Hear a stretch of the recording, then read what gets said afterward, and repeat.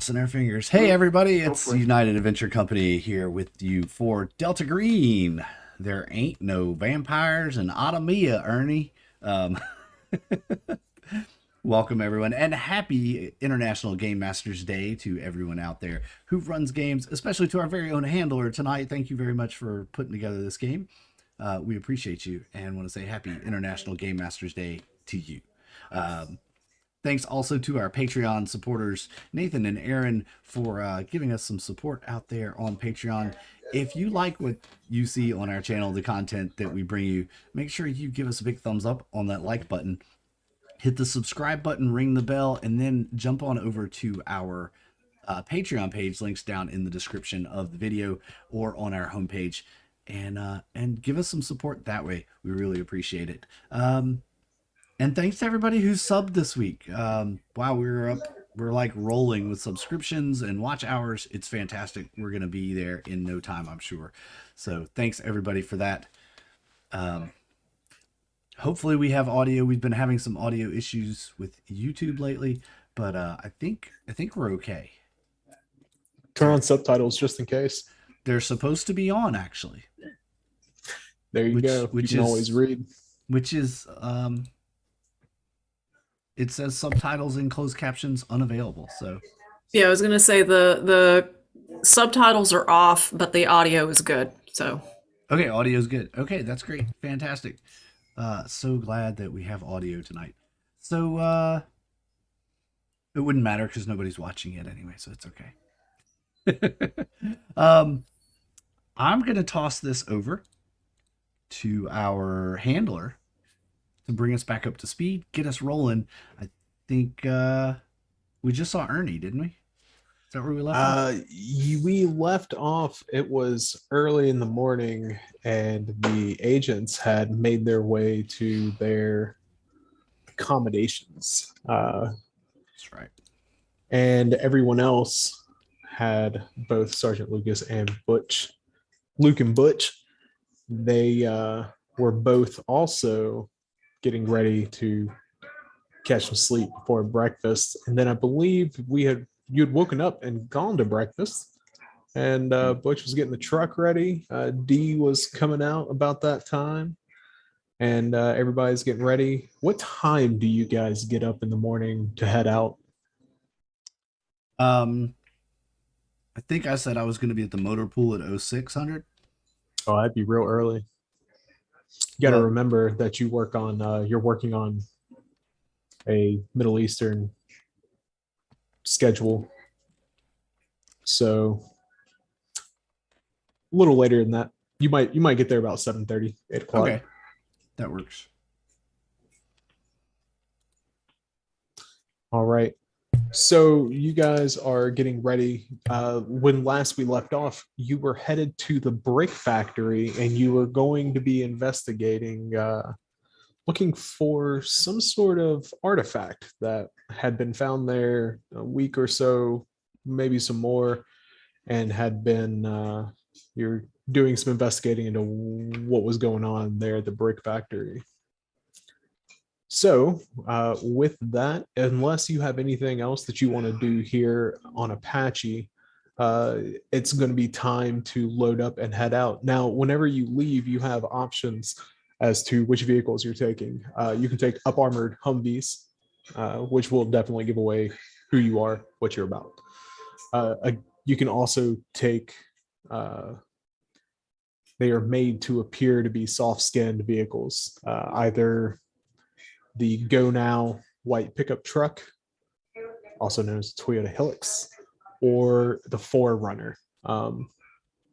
Both will accommodate all five of you. And for the sake of the story, we'll say that you roll one vehicle or two vehicles, whichever is more convenient for you, and the second vehicle can be manned or unmanned at your whim, just whatever y'all need. Yeah, I'd say Uh, we take two vehicles. We take the Hilux and the other one, the And the Forerunner, Forerunner. just so we have a backup. Yeah. That's how you should do it. I'm good with That's that. right. Yep. Yeah, Cool. I'd like to be in the more armored one if possible. Oh, it's Oh, the okay, Hilux or the Malawan. Forerunner? Which one's more armored? None of them. Which one looks We'll like be we'll be fine. Don't worry about it. We're in good hands. In the back of the Before- Helix, you do see that there is a tripod mount that's folded down in the bed of the truck for an M60 or an M249 to mount on. So just in case, yeah, I mean, somebody could jump back there and slap a heavy rifle on it and provide cover fire. So 240 on that bad boy. heck yeah. I don't know anybody that carries one of those around all the time. All right, so here we go. Real quick. Okay, so 2 vehicles. Are all of you riding in the same vehicle? If you are, you're all going to have to ride in the Forerunner.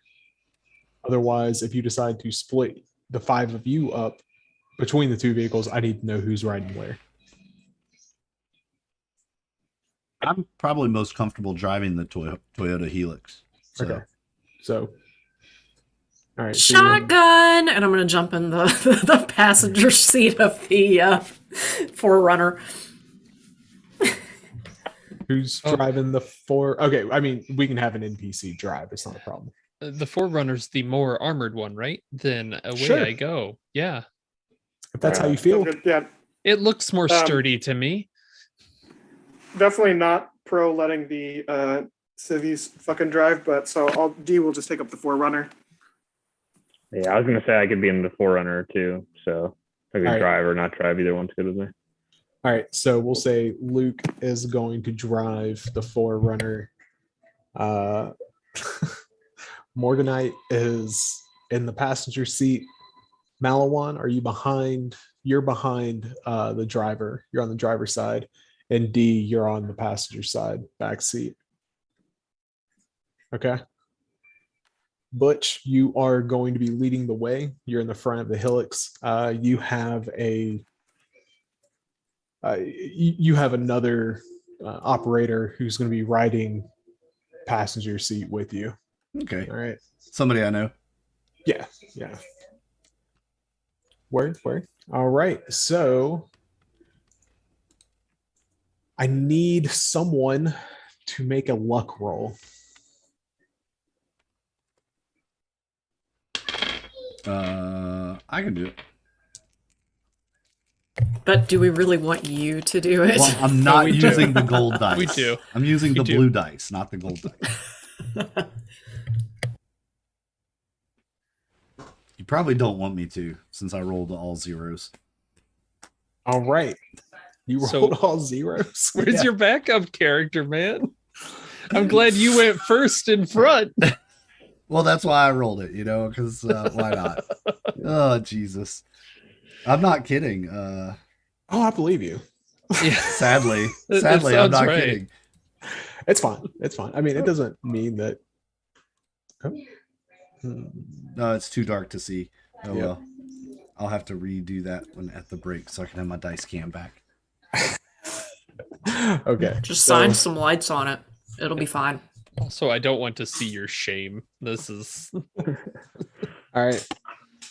It's all good. Okay. So you pull out of Apache and you hang a left on what is known as Route Bacardi. And you begin to head north, following the river. And you kind of make a cut through the town. You don't want to head too far north because you'll reach the university. And so you take a cut and you head east for a while before kind of taking a looping route back to the river. And you end up on this road called Route Brewers, which would be probably about a 6-lane highway, 3 lanes going in either direction. All of the road is actually lined with those tall concrete T-walls.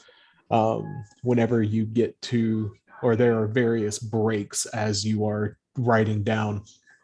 Frequently there are breaks right before any overpasses where civilians would be able to walk, right? Where there's a civilian walkway that would take you from one side of the highway to the other. You can, those are the routes into the Mahalas, which are the neighborhoods. Okay.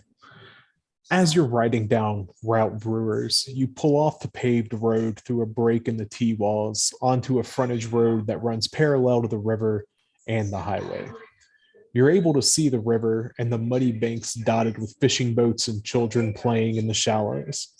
You drive several kilometers following the river as the 4- and 5-story buildings of the city pull away from you, pulling east as you continue north and west following the river. And soon the buildings are replaced with palm and banana groves with the occasional groupings of buildings. Children run through the groves playing tag and stopping when they see you. Teenage boys, gangly and awkward, walk up from the river, still dripping, and wave at you as you pass. All right, everyone who's on the passenger side of a vehicle. That's going to be Morganite, and that's going to be D. I'm going to need you to go ahead and roll alertness. Also, do we have some time to like shit talk? Oh yeah, lead up yeah. to this? Oh yeah, you can shit talk all you want on the way. Yeah, I guess I would ask, since he's in the car with me, I would turn to Agent Marshmallow. I think he would pull out of his pocket a 5.5 by 3-inch like notebook thing. He'd flip it open and he'd just toss it in the back at Malaman with a pen and say, "All right, I need you to write down the deeds of who I'm supposed to contact in case you die." Oh, just the State Department. I don't know that it has an exact address. You don't have. Is there a particular building you Well, work I in? mean- Am I just supposed to? I mean, if you don't got anyone you fucking care about, that's fine. He says he's gonna like reach back and grab the notebook, kind of like gruffly. Well, I mean, I definitely, obviously, okay. I mean, I obviously have people I care about, but this doesn't seem the time to be talking about. What about? Dee will just kind of shrug. We're on our way there. It seems like death could take us anytime. So, I mean, if you want to wait on it, that's fine. Pull out a cigarette and start smoking. Have you heard the phrase bedside manner? Yeah, that's why I'm not a fucking doctor. Agent The D Morgan, don't stand for doctor. Agent Morgan, why don't you answer these questions about all the people you care about?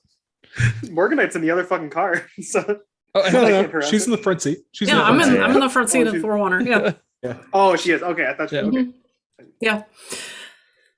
Oh, it's fine. He's just messing with you. I know, but I mean, it's we are in a war zone. Yes, we are. D will just kind of squint. Do you think I fucking wear? And he's gonna like point to the mask that he's wearing. Just as a small reminder, he wears a mask because he's trying to like protect his family. Is what he said so far. Like, do you think I fucking wear this because I'm joking around here? Do you think this whole fucking place is a joke? Do you think we're rolling through the desert in the shittiest car I've ever fucking been in because it's a joke? I'm asking because I care. And if you don't care about your own safety, that's fine. You don't have to fill out the fucking notebook. It's just a little courtesy I was extending. Well, in that case, I do I- appreciate it. I'm just trying to make Malawan feel better. You understand, he's very, very nervous about being here. It just feels very fatalistic to me. Like, But, I mean, it's fine. I don't need a it's contact. fine. I'm gonna be fine. Look, the Heath over here is gonna keep us nice and safe. It'll be fine. Yep. See? I think we're in good hands. Nailed it. We're in good hands. You couldn't have made a better response. Yes, thank you. So, okay. Excellent. Malawan looks longingly out the window. All right, All right. perfect. need That's what I alert- wanted. So alertness rolls from Morganite and D. Failed.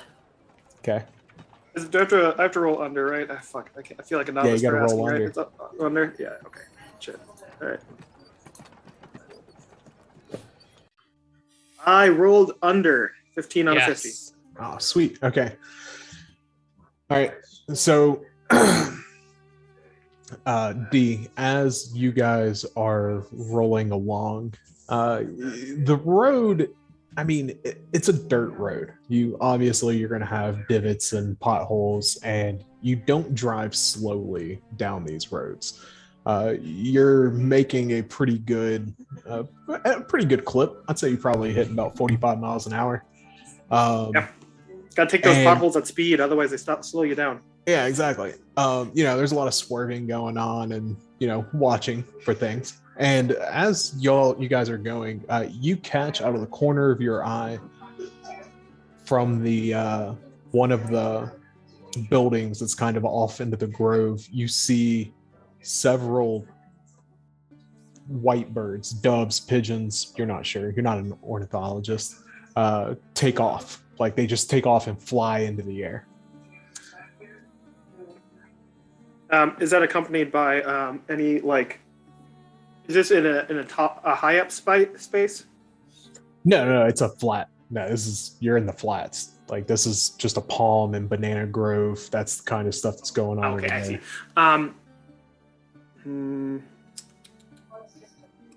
What's the likelihood? I guess I'm reading this as a sniper indicator. Is that an incorrect reading? No, I mean it's some sort of signal. You're familiar enough. It's some sort of signal. You don't know to whom or who it is, but it's unusual. I see. I'm just going to jot down the details of it, of the birds flying away and like their number. And I'm just going to take a note of it and like not ask them to pull over. We're on a particular task, so. Okay. Yeah, it's fine. I mean, you've got it. So, you guys, you after a few kilometers, you pull up to a double wooden gate set in an 8-foot tall white wall. It's barely 10 o'clock in the morning. Beautiful blue skies and light, fluffy clouds almost make you forget where you are. You open the door, and the heat, oppressive and thick, hits you in the face and reminds you exactly where you are. Then comes the smell of the river, something between an open sewer and a garbage fire that makes the inside of your nostrils burn. Nearby, but outside the wall, you see where the clay has been shaped into bricks and lays drying in the sun. Another small building sits back a ways inside the tree line overlooking the drying bricks. Wheelbarrows in varying positions are grouped outside the building. Several men stand nearby the large double gate, smoking cigarettes and talking amongst themselves. When you pull up, one of them looks to the other two, who promptly turn and begin walking away, and the one who's remaining turns to greet you.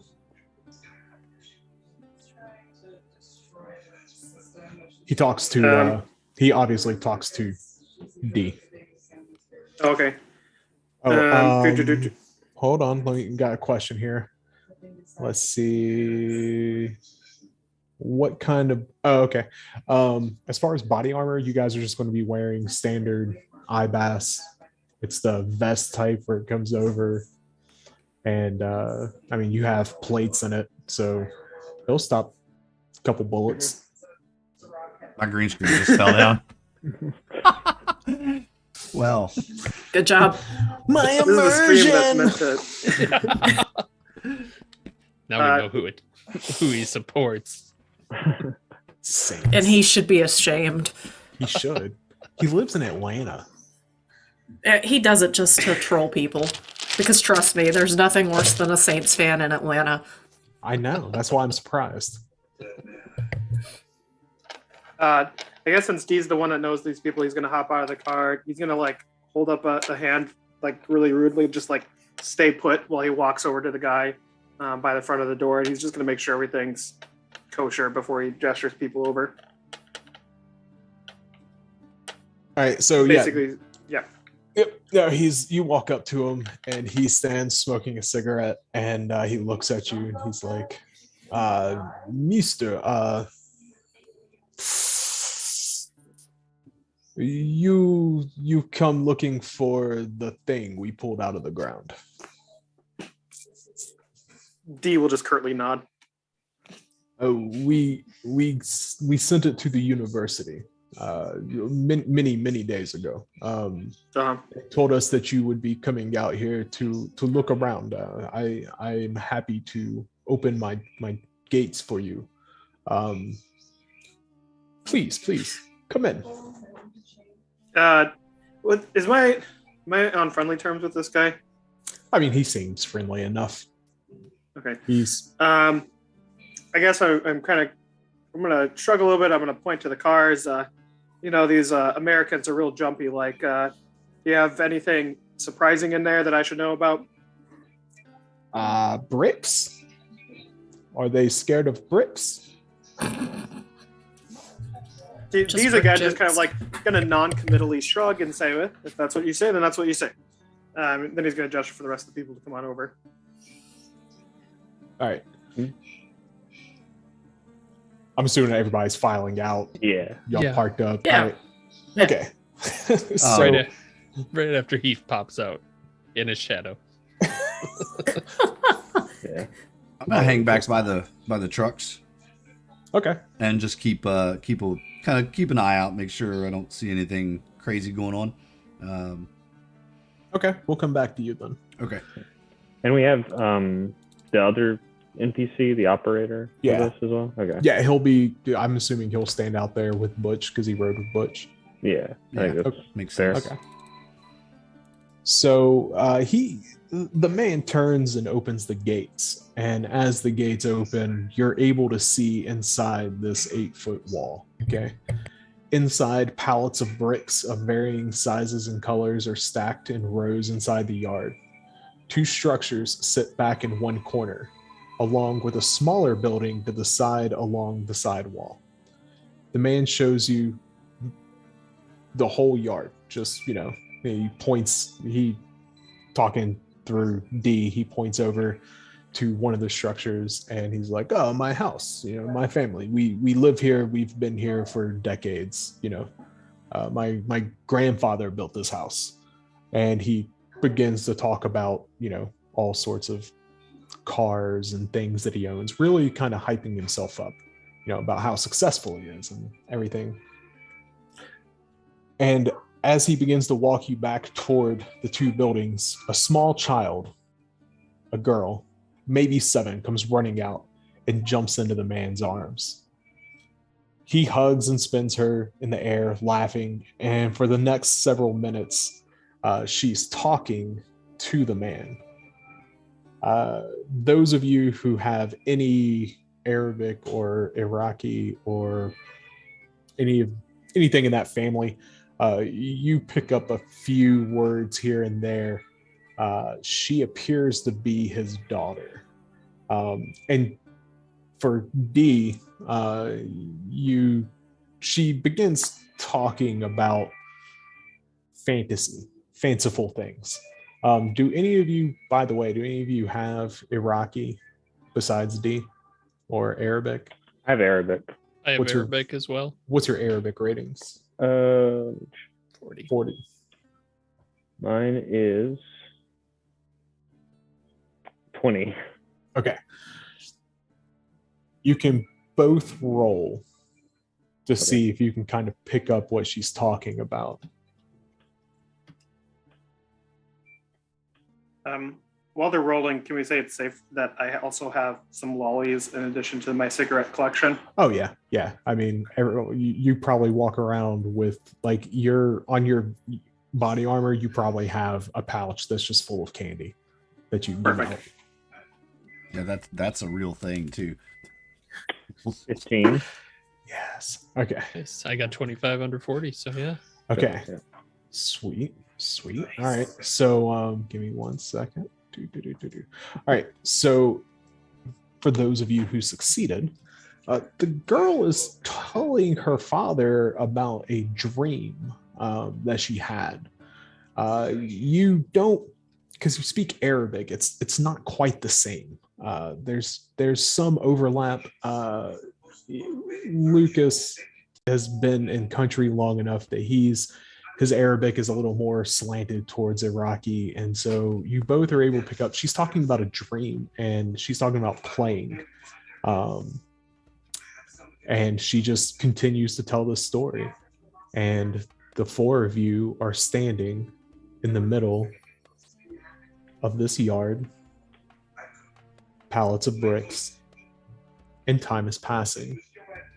Did And it you? continues to pass. Sorry, did you say plane? She said. Playing. She's Playing. talking about playing like a game. Okay. Right. You're not sure some of the words. You do make out the word jinn and ghost, those kind of things, but it's not ghost in like the scary sense, right? It's like the happy, excited kind of, oh yeah, I got visited by a ghost,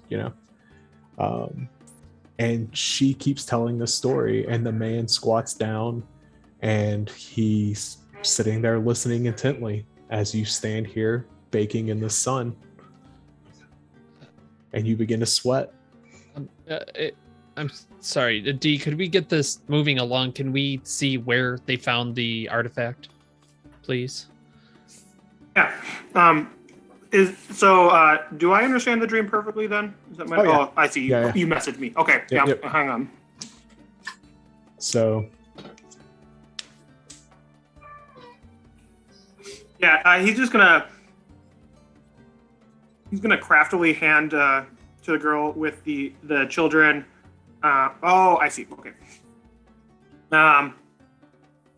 you're doing He's right. gonna kind of like with like a practiced hand maybe, because he's used to dealing with the locals at this point. He's gonna like pull out the lollipop. He's not gonna bring it up because he knows that you'd be rude, right? But seeing the lollipop will hopefully derail the child's train of thought, and therefore will just naturally lead it away without me having to like interject myself. That is exactly how that happens too. The child is telling this story and excitedly, just so excited, so happy. And then she notices that you have candy and gets a little distracted and kind of wanders over to you and holds her hand out excitedly, because she knows American soldiers always bring candy. And she just kind of loses her train of thought with the story, and she looks up at you and she says in what is clearly English, Meester, candy. Is it typical for children to draw here in this part of the world? To draw? Like art? Yeah. Yeah. Okay. I'll offer him her the candy, and then I'll ask her if she has any drawings to go along with her dreams that she had, and I'll say, I'll trade you another piece of candy if you have any art from that dream. It sounded very interesting. She looks around and she's just, you speak to her in Iraqi, and she recognized you as a Turk, but she's like, I'll go make them. I'll go make them now. And she runs off into one of the other building, not the one you're walking toward. Achieving game goals and distracting her for the time being. Neat double win. Okay, excellent. It's been mostly the D show, so I'll let the other party kind of ask the guy about the site. Yeah, can we go to the site? Obviously, ask that politely, D. I know how I come off, but it is it's fucking hot. The manager's like, yes. I apologize. He looks. He's like, I apologize, and he speaks in broken English, and he begins to continues to take you into the larger of the two buildings, the larger of the two buildings. Inside, you see it's a large open space with windows on the second floor. It's clearly like a warehouse. There are some debris here. However, there is a hole that has been dug, and construction debris of all sorts litter the floor. All right, so we're gonna make some rolls here. Here's what we're doing. Whenever there's an option to roll, whoever chooses to take that roll takes that action, okay? If more than one person participates in the action, that's fine, but time will pass based on, you taking the roll. So first up, anyone can roll archaeology to examine this hole. Forensics. Archaeology, military science, or artillery. is where y'all are at. Organite or you and I? Archaeology. Yeah, I will also do that at the same time. Yep. If at all Mhm. possible. Critically failed. That's a pass. This is an incredible brick. Have you seen this brick? Dr. Malawan, I think you need to wipe the sweat out of your eyes. I Because think you're- I got some brick dust in my eyes. It is. Yeah. Surgeon. It is exquisitely hot, and Agent Malawan was not ready for this heat, and he is certainly not ready for this heat in this body armor. And so just being uncomfortable, you're finding yourself pulling on your body armor with your hands up here and just trying to pay attention and look at things, and you're just so distracted by how uncomfortable you are. And while Agent Morganite also, I'm assuming you get down in the hole to kind of Yeah. look around. Right? Oh, yeah. Okay. So you get down in the hole and you begin to look, and there are still some like broken artifacts here, like broken pieces of pottery, as well as broken stones, like smooth stones in the bottom. You are familiar with Assyrian archaeology and Sumerian archaeology, so specifically, and so you recognize that this what's here was crafted by expert craftsmen. Like, this is not some one-off that just happens to be the floor of some building. Like, whatever is here, whatever was here was very valuable. Okay, so military science or artillery, anybody? I got military science. All right. So I got that at 60.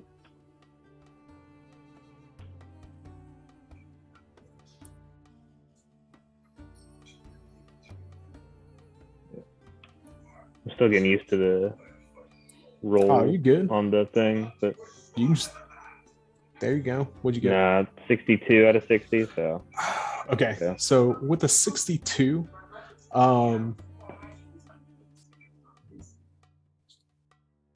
you do notice that the inside of this building bears the scars of shrapnel, like just on the inside, all the way around. You see little shrapnel scars where pieces of the stone have been chipped off or broken off. Okay. So, and looking around there, getting down in the hole, I'm assuming Lucas is walking around looking at all the stuff. And at first you just kind of assume that maybe it was just kind of shoddy workmanship. But as you start looking, that's when you begin to find little pieces of shrapnel just still buried in the wall. And you guys are probably looking at this for probably close to 30 minutes, moving, kind of digging around. The hole is probably about 4.5 feet deep, and it's kind of a bowl, but it comes down and then it's got a flat bottom, and it's probably about 10 feet across, just sitting inside. All right. So with that, you can make a forensics, an anthropology roll if you really want to get into what's going on here. Because right now, all it is you see, like I said, the smooth stone kind of floor, subfloor, I guess would be the best way. Yeah, I will roll some anthropology. Good luck. That is a 50 on a 50. Nice. It is some good luck. So you're looking around at 50 on a 50, and you begin to brush some of this clay dirt. It's a mix. It's a mixture. You begin to brush it away, and you see on the floor where there are clear. Oh, they're not clear, but they're clear to you. Just almost like scratch marks, like you would see if something heavy was placed or drug across, this heavy and harder than this subfloor. And it's about the size of a small coffee table. You would, with a 50 on a 50, you would estimate that it is probably a foot and a half, maybe at the widest part, almost a foot and a half, maybe a foot wide, and then on the opposite end, about 4, maybe a little less than 4 feet away, it probably was about 10 inches wide. But it had some weight to it, whatever it was. It's not large, but it was dense because it did leave scratches on these stones that it was, whatever it was that it was resting on. Has the brick person trying to get D to translate this, but can he describe what they pulled out? Yeah, he looks around and, oh man. Okay, so he looks at D and he's just like, it was on its side. It was long. It was laying on the ground. At first, we saw it. We saw it after the debris and the rubble was being cleared, and it was obsidian. Like it was obsidian. Very expensive, very pricey. It was carved, hand carved. I did not recognize the writing, but it was hand carved. Had a almost like a rook from a chess piece on top when you stand it up. And we had to drag it out using ropes because of its weight. It was a significant weight. It was not so heavy that 2 men couldn't carry it, but getting it up the sides, it was dense. How did you find it exactly? It was buried, and so how did you find it? He points at the ceiling, at the roof. And as you look at the roof and he points around to certain areas, you notice that some of this roof is newer than other parts of it. Some of it is reinforced, newly reinforced at that. And he's just a rocket, a hot water heater is what he tells D. A hot water heater came through the roof, and it blew a hole. It made the hole, and we saw it from. And then we began to clear it. Digging is what we do a lot of the day, and we cleared the dirt and we pulled it out, and we found this. We were asked by the university not to fill in the hole until you came to investigate, to see what else there might be, that the United States may be interested in purchasing anything else that may remain. So here it is. When I was in the hole investigating and looking at these pieces of pottery and whatnot, did any of them have any writing on them? There's art of varying qualities inside on the pottery. Some of the art you can make out as potentially Assyrian in origin, but the larger pieces, for the most part, are it's all smaller pieces, heavily damaged, obviously, from the explosion, and looking at them, you're able to kind of put together that with a Oh yeah, you had a 50 on anthropology. Mm-hmm. We'll go ahead and give you this. So you you kind of put together that this was a site of some significance. Of what significance, you're not sure, but it was a significant site. Um, with a successful history check, you might be able to know a little bit more about that. So, I would That's a pass. love to Alright. dive into that as well, if possible. well, you got, yeah, I mean, both of you begin talking about this as you're looking at it. Malwa, And- look at this. Yes. I think I'm clear. I had to use some water to clear up my eyes. Let me get done. I'm fascinated by the walls. Was this a site of, like, was there a structure here? What do you think? Well, I Wow. passed my history, so All right. As did I. So this, you both recognize that with its proximity to the city, this would have been within traveling distance, but it would not have been a convenient travel, right? You're located on a bluff kind of overlooking the river, and it's potentially some sort of temple or other culturally relevant site that people would have come to visit to, potentially to either pay homage or to meet with others. There's something here that is, again, the craftsmanship indicates that this place was of significance, and also its location in relation to the river as well as the city kind of gives it, a prime location for something important. Malawan, we must dig. We have to look and see if there's more here. That was my concern as well. But I mean, he's kind of looking at the people around. I'm not sure how close to the vest this needs to be. And I'll whisper.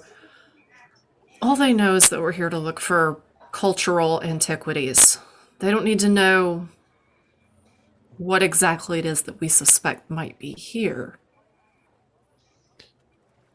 Fair. I am concerned they'll break something in the looking, but I suppose that's the only way out.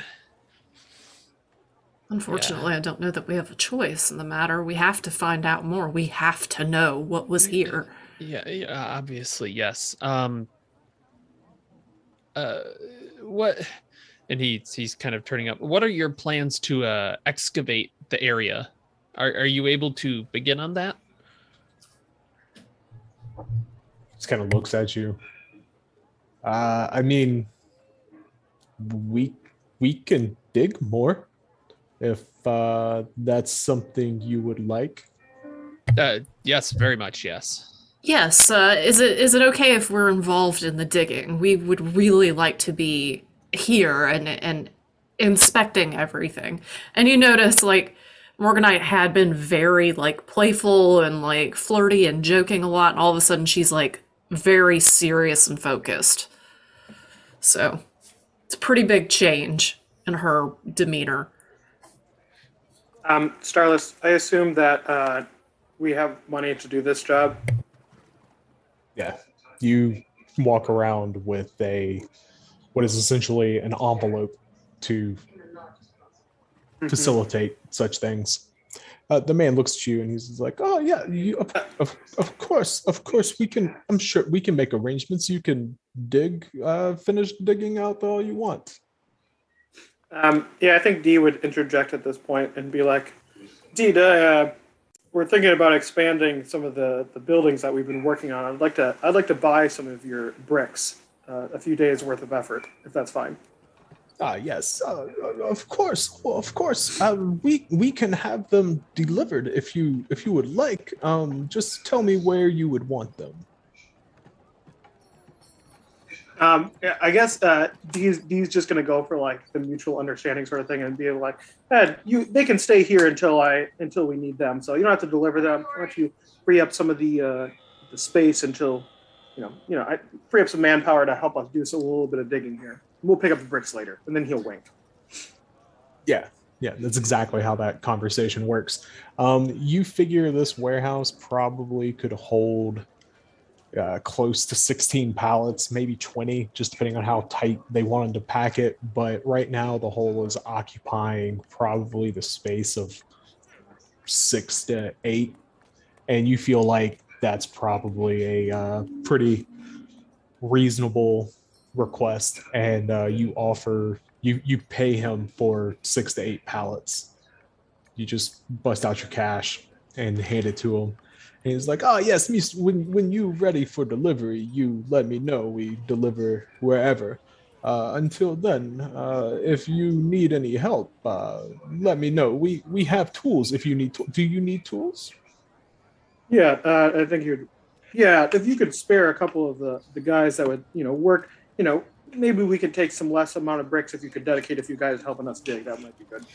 Oh, extra bricks for extra help. Yes, of course, of course. Let me let me go see what I can who I can scrounge up. Inshallah, we make this happen. Luke, you hear inshallah, and his arms go up, and a part of you cringes. You have no idea. You know whenever you hear it that there's no telling what's going to happen. All right. But he looks at you. You're standing there just examining the room. Yeah, I guess I'll keep just sort of walking around like I was looking for the shrapnel damage and stuff later. But at this point, I think you've probably moved on to just making sure the area looks like safe enough. You can also that I know what's going on. You could also check the yard. Everything else, it's an open. I mean, it's like a warehouse. Like the doors, almost like a barn, in that the doors open up and you can walk in and out. And whenever you guys are standing there, they just leave the doors open. Keeps airflow through. Makes it so it's not quite as hot. Yeah, I'll do that. I'll head out to the yard. All right. So we're going to jump over real quick to Butch, and then we're going to come back to Luke. Butch, you and we'll say Greco. We'll say Greco is Sergeant Greco is out there with you. He's an engineer guy, and the two of you, you roll together frequently, and y'all are standing out there, and you can see where in the morning they have taken all of these bricks and they've shaped them and laid them out, and they're all drying in the sun next to this building, next to the wall, also on the outside of the wall next to the building. And you see the wheelbarrows. I want you to go ahead and make an alertness roll for me. Alertness. All right. Give me your character sheet. Pretty good with that. I got a base 70, so. I figured you would be. 38 on a 70. All right, now I need you to make a luck roll. 31. Excellent. Okay, so while you guys are standing out here, you're looking around and you notice that in the clay, like in the road where you're standing, you see there's all sorts of footprints, obviously, where they were forming the bricks, drying the bricks, setting the bricks. And then, but you notice that there is a set of footprints that are red in color. Like the clay here is not red, but it's not unusual to find red clay or red dirt in this area. But yeah, there's like red footprints that lead across the road down toward the river.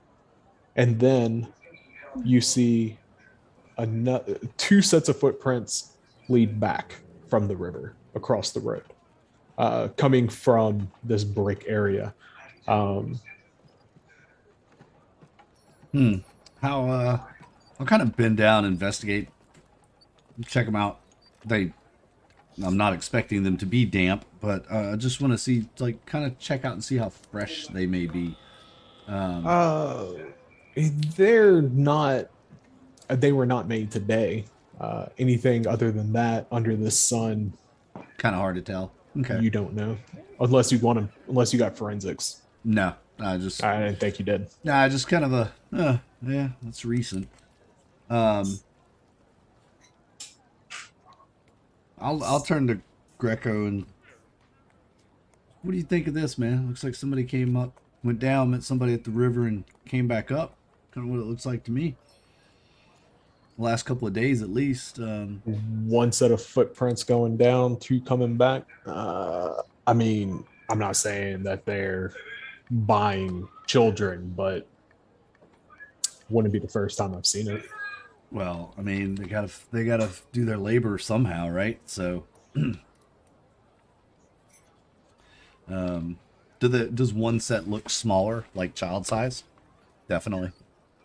Definitely. Definitely Barefoot small or child size. booted? Barefoot.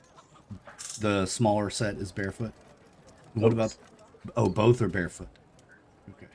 Most people around here either barefoot or sandaled. Probably. Yeah, usually sandals, because the sun Yeah, the bakes sand the gets ground. It's really hot. hot. Yeah, it'll. blister your You've got to feet. have calloused feet, be used to it. Okay. I'll tuck that away for now and let Heath know. I mean, it's not unusual, and it's not something that we're here to get involved with. Child labor is not. I'm sorry, say it again. I said it's not necessarily unusual, and that's probably not something we're here to really get involved with. We're here to make sure our scientist folks stay safe. I'll keep my eyes peeled, though. Where did those other two guys go when we pulled up? They just kind of started wandering, or not wandering, but walking down the road. Yeah, and children working is not uncommon. That's not frowned upon. What Greco is indicating is the purchase and or sell of children for profit. Yeah. Okay, just making sure. No, I got that. It's but we don't really have anything concrete. I mean, this kid could work here and just get dropped off by a boat on the river. Also,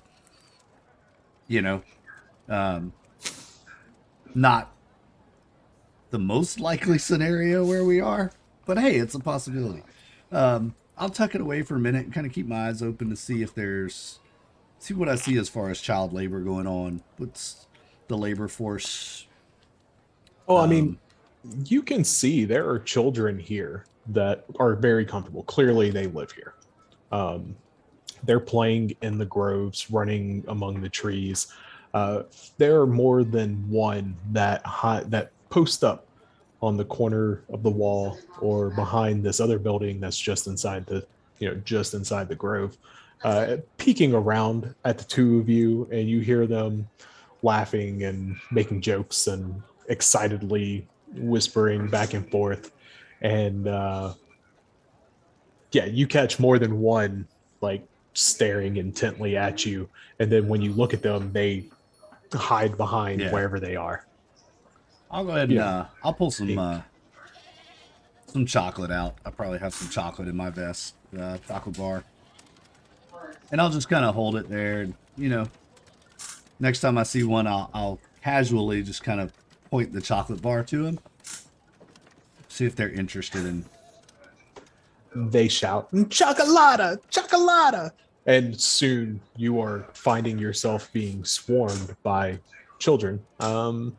Varying ages from probably 3 to 11, boys and girls both. It looks like there's probably about seven here. Okay, cool. Yeah, I don't know how much chocolate you brought, but hopefully it's enough for the class. I probably got 2 bars in my pouch. I got enough to break up for 8 kids. Break them up into 2 chunks each, quarters. Mm-hmm. Yeah, and okay. So who's the? I mean, I know very, very little just from my time in country, but I'll try in English first. Who's been here the longest? And see if anybody raises their hand or. they all kind of look at one another, and there's an 11-year-old boy who kind of steps forward, and he's like, Mr. Oldest. Right. And I'll give him a piece.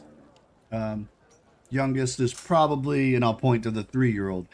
This your little brother or sister? I don't know.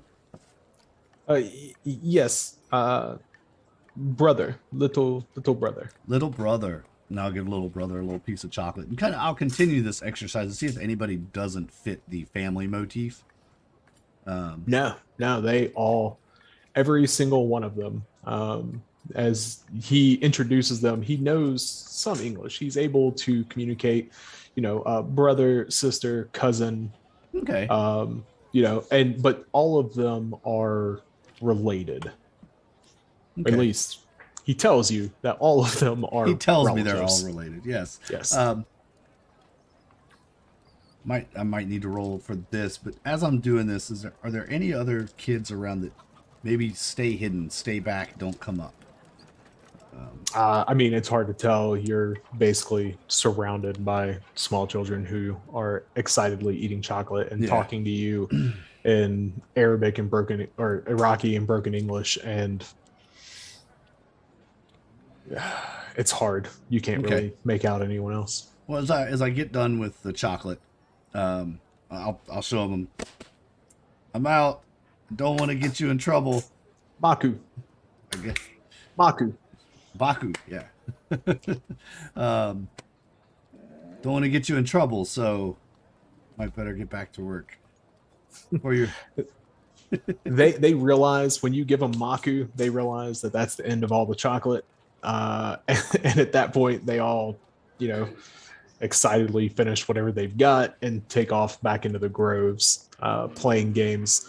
You see that one of the children, she's probably 6-7 years old. She runs with a strange limp. Yeah. Maybe she just has a leg impediment of some kind? Could be. Or a foot impediment? There's not much for disability services. Yeah, not really out there. Yeah. I'll take another look at those small footprints and see if there's anything that looks, again, I don't have forensics, but if there's a drag or a shifted gait, that's obvious. Without any forensic training, you don't see a drag. Without further forensic training, you wouldn't really be able to pick up on anything. Okay. Well, I'll take it back. You could try a medicine roll. I don't have medicine either. I do have military science land. Nope. I know it's a reach, but hey, it's dirt, man. It's dirt. It's land. No, I know what that one's for. It'll be useful later, but nope. Yeah. I'll just file that away till the doctor gets back, till one of these scientists gets back, and let them know what I found. Okay. Heath has medical training. Yeah. Right. Yeah. So effectively a field surgeon. Yeah. Yeah. All right. Heath, Yep. you walk out of the building and you see that there are older women. There's an older woman and a younger woman who's still an adult. Like there's a 60-year-old woman thereabouts.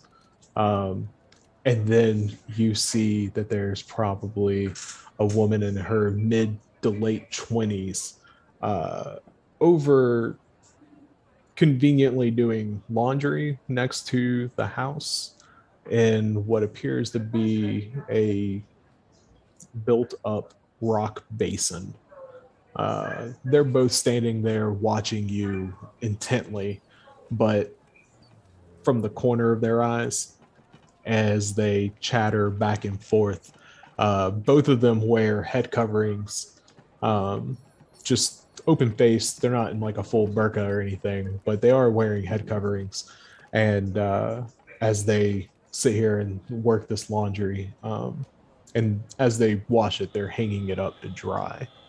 Uh, the smaller building that's there, you're able to peek inside as you walk out, and it appears that this is an exterior latrine. A It basically looks like an empty room. The toilet is flat on the ground. There are bottles of water lined up along the side of the wall next to it. And there is a pipe that comes down and has like a spigot on it. It's a valve. I'd say that's probably more accurate. It's a stop valve. It will prevent anything from coming through. But you're standing there and you're able to see that the smell is not as overpowering as you've seen in other areas. It is clearly, it's newer. I'll say that. It is newer. And then as you're moving along all the different pallets of bricks, and you're looking at all the different varieties of bricks, you notice that almost all of them are white, gray, or tan, with the exception of a small pallet of small bricks that are red. And around that pallet, you see red footprints, tiny red footprints, just like they've been dancing in a circle around the bricks. Okay.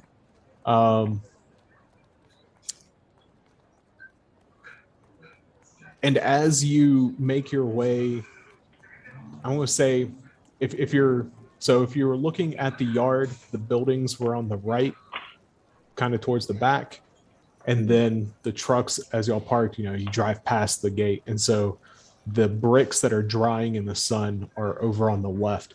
And as you make your way over there, you are able to hear the children chatting, just kind of chattering, and you hear those same words that you heard from the small girl talking to her father about the jinn and ghosts. You're not able to make out the conversation because it's small children over a wall, and your Iraqi is not that good, but you do hear those words and you make those out. Okay. All right. You can investigate anything you want, look around, do anything you want in this yard or around. You also hear Butch and Greco on the other side of the wall talking to the children. All right. I'm going to take a look at the bricks. Were you saying that when I was looking in the factory, did it look like none of the other bricks are red? Like these are the only red bricks?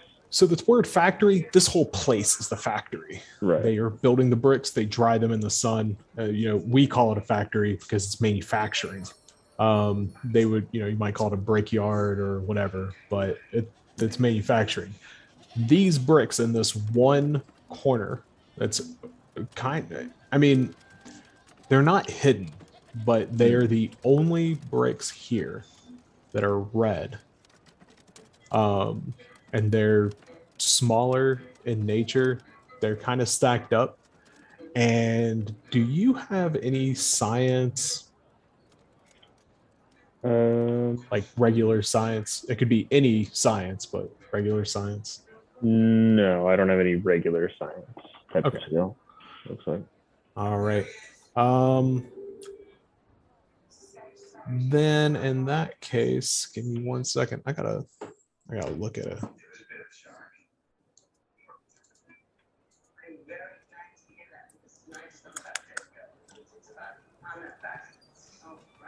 What about forensics? Nope, no forensics. Looked at that earlier. Okay. Yeah, so then what I'm going to do is I'll say, yeah, you're looking at the bricks. They are not You're not sure what they're made out of. They're clearly not the same clay as everything else. The other, obviously, they've been mixed and made into uniform colors, so there's some sort of dyeing process going on. But these are the only red bricks in the entire yard. Okay. So you can sit on that for a minute. Sure. I assume it would be taboo of me to try to speak with the women alone, like without someone. I don't know if that would actually be the case or not. But I mean, there's more. You wouldn't be alone. There's two of them there. right. Okay. Yeah. So maybe I can go back and get D, and we can talk to them for a second. Yeah, you could definitely do that. Okay. So you kind of wander over by the factory, wave at D, kind of give him the signal. D, can you make introductions with these two ladies here, and we can just let them know we're here about what was pulled out of the ground. Yeah, D doesn't quite know the context of why you want to talk to him. I guess you would just kind of ask in English, just real quick. What is it you actually want to talk to them about? I just wanted to ask if they, saw what was pulled out of the ground, what the State Department nerds are here for, just in general, that sort of thing. All right. Just making sure, boss. And he'll walk over to the ladies, kind of make the introductions in the way that one typically would for this style of situation, and kind of let your character take the lead when it comes to the question. So. Sure. Yeah. Just gonna ask. We're here about the artifact that was pulled from the ground that the university wanted, and just curious if y'all saw that or heard anything about it. Oh, I mean, we did. We when after the rocket, we were cleaning up the debris and we saw it. And I told my husband, this is the younger one talking. I told my husband, and he had his men, and he finished uncovering it. And my mother-in-law, she was the one who was wise to say that we should contact the university, and we did. And the university paid us very well for it. We were able to have the new latrine installed with very little work of our own being done, and also the revivalists came and they looked and they were astounded, and they took some of the smaller pieces that the university did not want. They did gather some of them, and they took them with them, and they paid us as well. It's Allah blessed us with this unfortunate event. Okay. They said the revival is what Yes, the revival. Have you not? I mean, of course you may have seen them in the market. There's a revival tent that is being set up. They do services. They do calls to prayer in the morning and call to prayer at night, and the imams they offer blessings, and they teach, and it is beautiful. They sing and read poems, and it is something to behold. You should go the next time you're in the market. Okay. Are these traveling imams? This is like some heavy evangelical energy. Is that weird?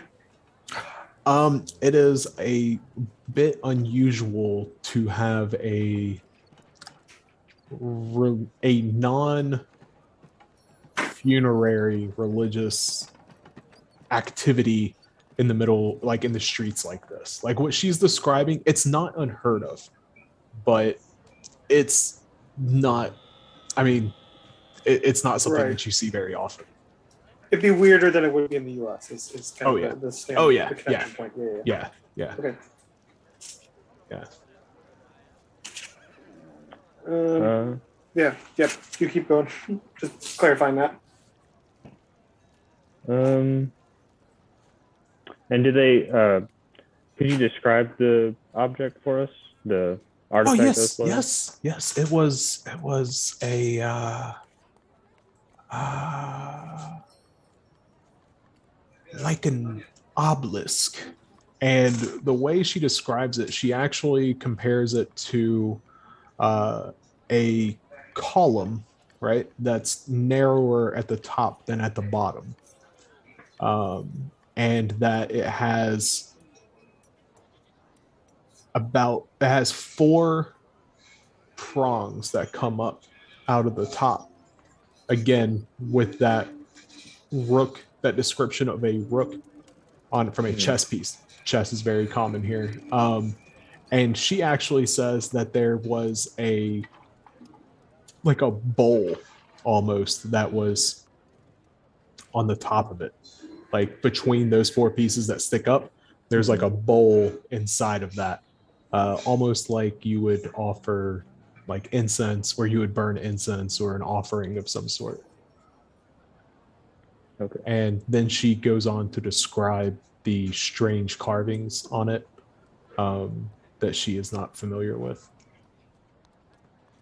Okay. I'll try to take note of the carvings to relay back to the State Department guys. She compares them to like scratches, like, yeah, that's how Okay. she would describe them to you, like, Okay. you know, tally mark scratches almost, Okay. and triangles. And you said there were smaller pieces, as in something that broke off, or were these different pieces? The ones that were taken by the revival. Oh, the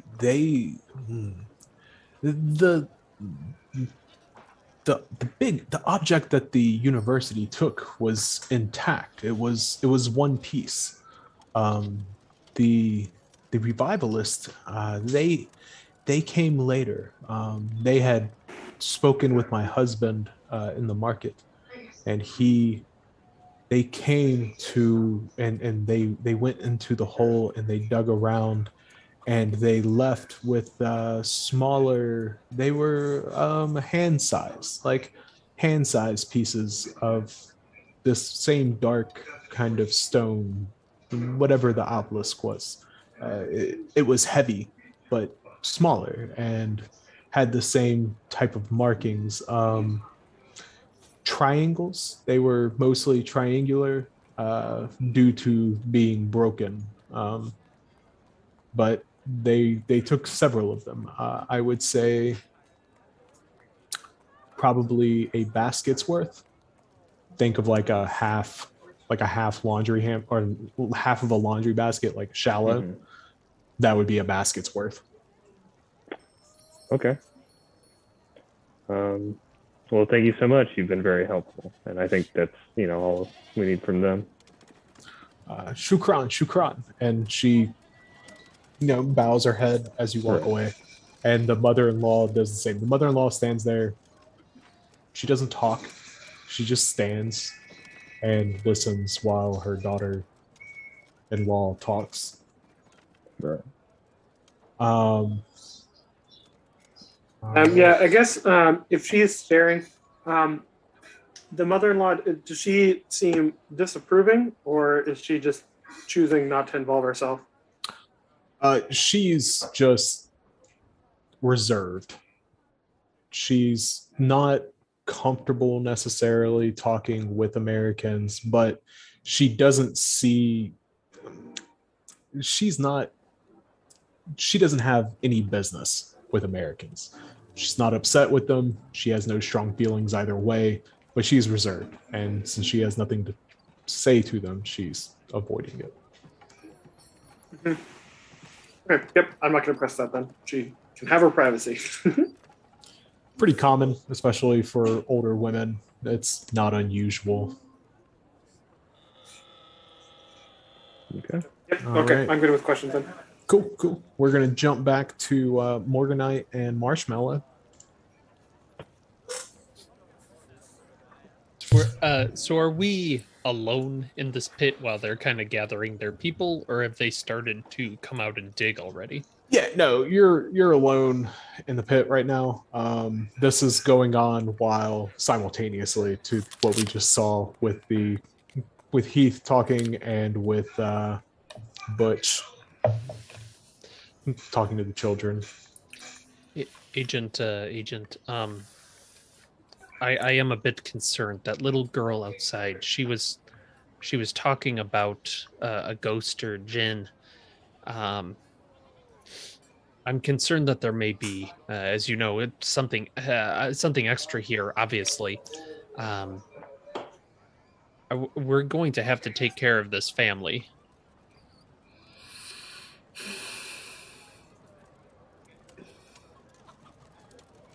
It's likely. Okay, it's as long as we're in agreement on that. Um, I don't see a way around it. This whatever this is, I'm frightened by the. There shouldn't have been any obsidian around here. No, that is very, very odd. Obsidian does not belong in this part of the world. Which I think before we start talking about, and I lean in real close, I'm kind of whispering, taking care of anybody, we need to get a better sense of how far this incursion may have spread. Yes, agreed. I'm concerned about that latrine out there as well. If they've dug into the earth there, did they find something there? I don't know how far this temple goes. This area, if it's on the bluff, this could have been large. I think it was quite large based on what we're seeing here. Um, I think that we probably, once we get started digging here, need to take an opportunity to look at the entire yard and get a feel for the entire area. I know that the military men were out there doing that, and perhaps we ask them what they've seen. And it may not be a bad idea to talk to more of the people around here to get an idea of how far this may have gotten. But I have concerns about involving D too much. I mean, yes, I have concerns about us involving the family more. Whatever we find, we have to tell them it's nothing. If they Yes, spread out that there's anything here, which I'm assuming they already have, they need to be told that it's garbage or some such. they knew enough to pull in the university, and the university gave them reason to believe there might be more here of value, and it wouldn't be the first time or the last time that somebody in an area like this would take advantage of the possibility of monetary recompense for, Forgery. yeah, that's one way to look at it. Perhaps that's how we could spin this. That might be the easiest. I think that the cat is out of the bag in terms of what is known to be here. The sooner that we can validate that it is in fact worthless, the better we are. I agree. Okay. Well, unless you disagree, I think seeing as the artifact was found here, starting here as the centralized point for digging and then moving outward is the way to go. Agreed. And then I'll lay out a standard, procedure that archaeologists would use in terms of like gridding and all of that. We'll start staking out the ground and everything and sectioning it off. Yes. Okay. Quick question. Yeah. What time of day is it?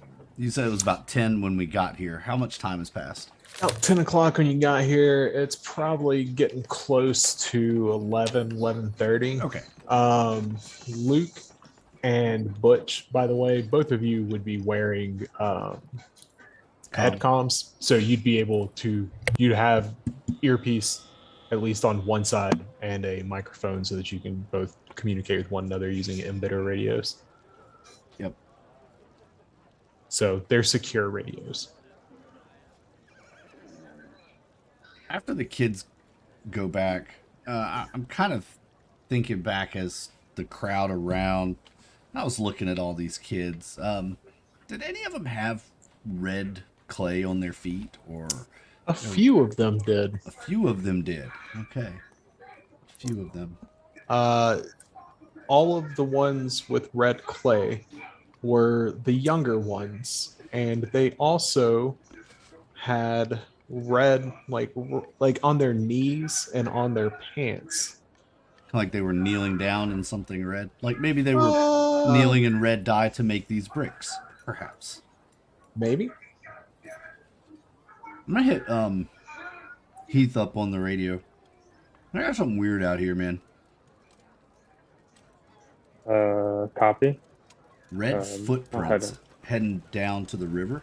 One set of footprints headed down, and then two sets coming back from the river. One set of those is red and very, very small. It's just strange. I think I want to head down to the river and check it out, see if there's something down there.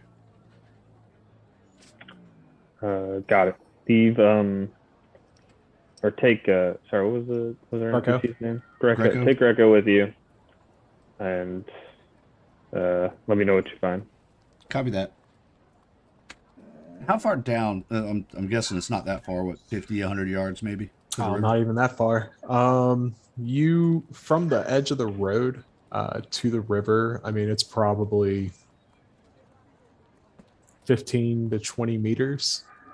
Oh, Like, yeah, you could sprint from where the bricks are drying. Like, you could sprint from the back of that to the river, and it would still be less than like a 40-yard dash. oh, okay. So it's pretty close, and Yeah. rightfully so, because they got to haul the water up for the bricks from somewhere. Don't want to go too far. We'll head down there. I want to check a look at, like, is the bank sharp? Is it just nice and even? Does it drop off? So the bank here is actually a pretty gradual, like it's clearly been smoothed out, right? Like it's if you look across the river, or if you look down on either side of the banks, you can see where it's more built up, right? Mm-hmm. But right here, it's kind of been smoothed out. You can see where people put boats in the river here and pull boats out of the river here, as well as the fact that the clay here has been scraped for you don't know how long, but Right. it's pretty clearly been scraped to use. And you do know that this brick factory, they said it's been in use for hundreds of years. That this is a family. This is a family location. So looking up and down the bank, so look like there's any. I might walk, 25 yards each direction, just see how the bank changes. If it looks like there's any maybe dugouts or holes dug into the, into the side of the bank, or where kids might go and play and hang out in like a small little cave area underground on the bank of the river. Okay. You're looking down there, and as you look around, you are seeing more of these small red footprints, like obviously where they've been playing in the area. You do not see any more of the adult footprints. Those only come from the drying brick area to the river and back. Weird. And it's not like the dirt is red where the footprint's been stepped in. The footprint is obviously red. Yeah. I'm gonna Yeah. try to follow those a little bit. If there's any direction to them, I know you said they're kind of like they're playing around a little bit. You following the small ones or the large ones? The The small ones small will be ones. impossible to follow. Okay, so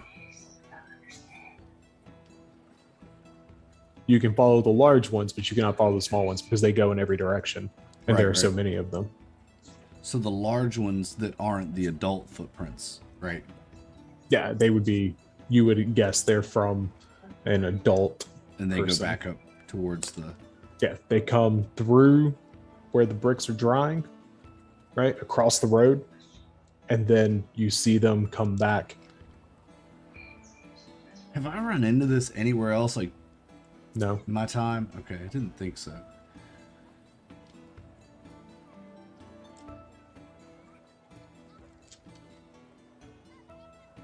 I'm gonna dig.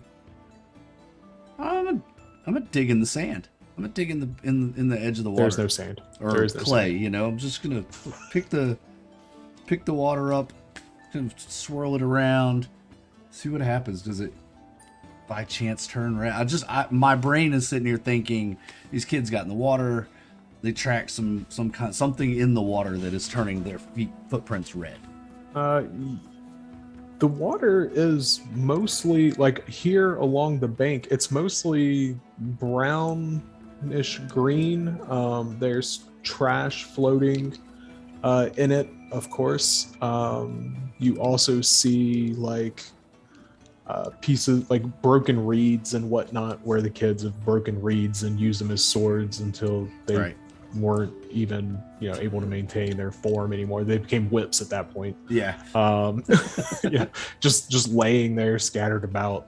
You see rocks where the kids have piled rocks together. Just who knows, small children The rocks doing in small children any things. particular shape or style or It's a pile. It's Just- a pile of rocks. they don't like resemble any particular shape, just a pile of rocks. Yeah, Nothing discernible. You find there's probably you're able to make out 4 definitive piles of rocks where they have definitely gathered the rocks and placed them together. I'd say they're probably the rocks are regular pebble sized, I guess, Like stone river sized. rock. Yeah. Yeah. They'd probably be about that size, and then they're stacked right there. A lot of them are broken bricks, like failed bricks, Makes sense. They're just kind of stacked there in small piles. I'd say probably 2 feet across, and however many that will sit there and be stable. Okay.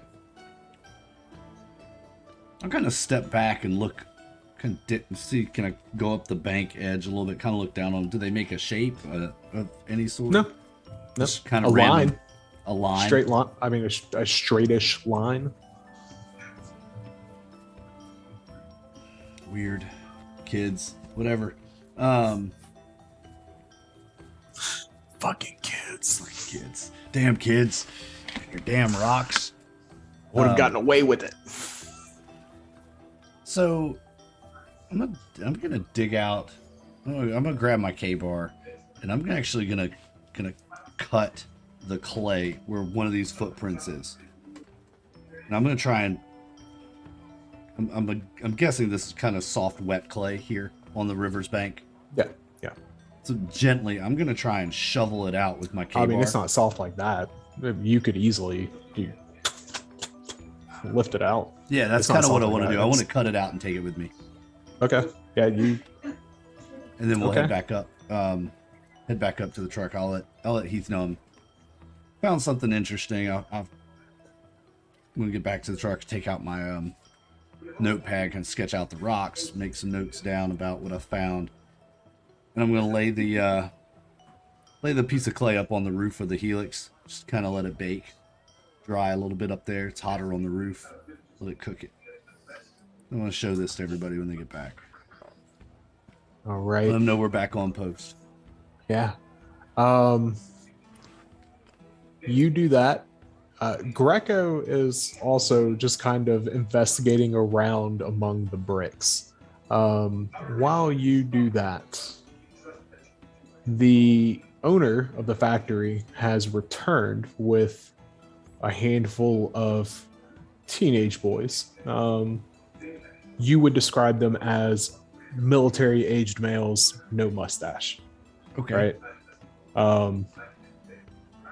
And so there's a couple of them, and they come approaching. They have what look like broad, like very wide pickaxes, where it's got obviously a pick on one end, but on the other side it's very broad, and it looks like almost like a hoe.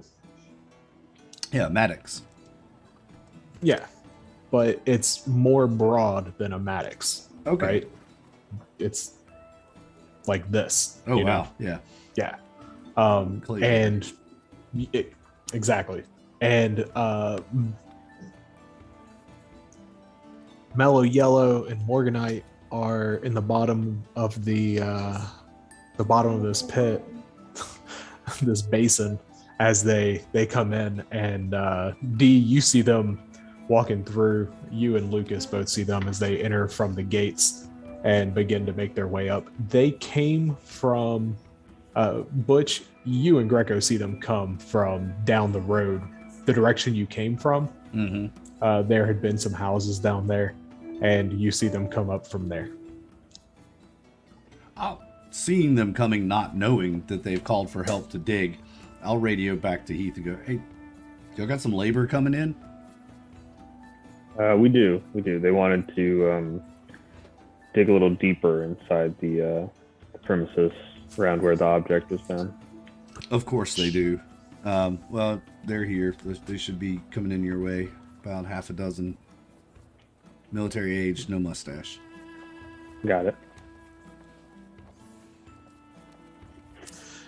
I loved it. I love it. Dig deeper. Yeah. I'll give a friendly wave to the owner and the boys as they pass by to head in. The owner is smoking, and he waves back, and they continue along. All right, so they come in, and they the owner looks at you two, Morganite and Mellow Yellow, and is like, where, Mister, where? We'll start in grid A.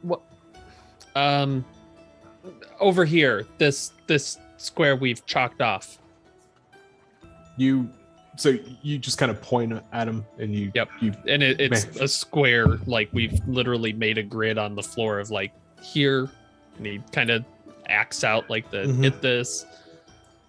Yeah, you see one of the boys take the I say boys, one of the young men take his pickaxe, and he just kind of like marks like where you had boxed it off. He basically kind of outlines it again, and you see him talk to one of the other young men who takes a shovel, and it's a shovel with a spike on one end, and he turns it over and he just starts ramming it into the ground, just stabbing it in the ground and kind of breaking it up.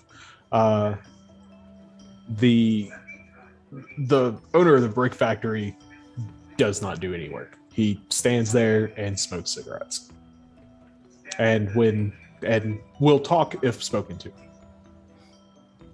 as best he can. Yeah, actually, I would like, because he speaks English to a certain degree, right? Like, He's watched some movies. Yeah. Any history of the area, like this space, legends, jinn, ghosts? He just kind of he doesn't understand. Yep. You'll need someone who can speak that language. Damn it. Well, once D comes back, we can ask. And I would like to be careful because we have to speak through him to these people. We have to get the information, but that means necessarily that D is going to learn the information as well. We'll cross that bridge once we get to it. Okay. This seems like a convenient time for D to show up.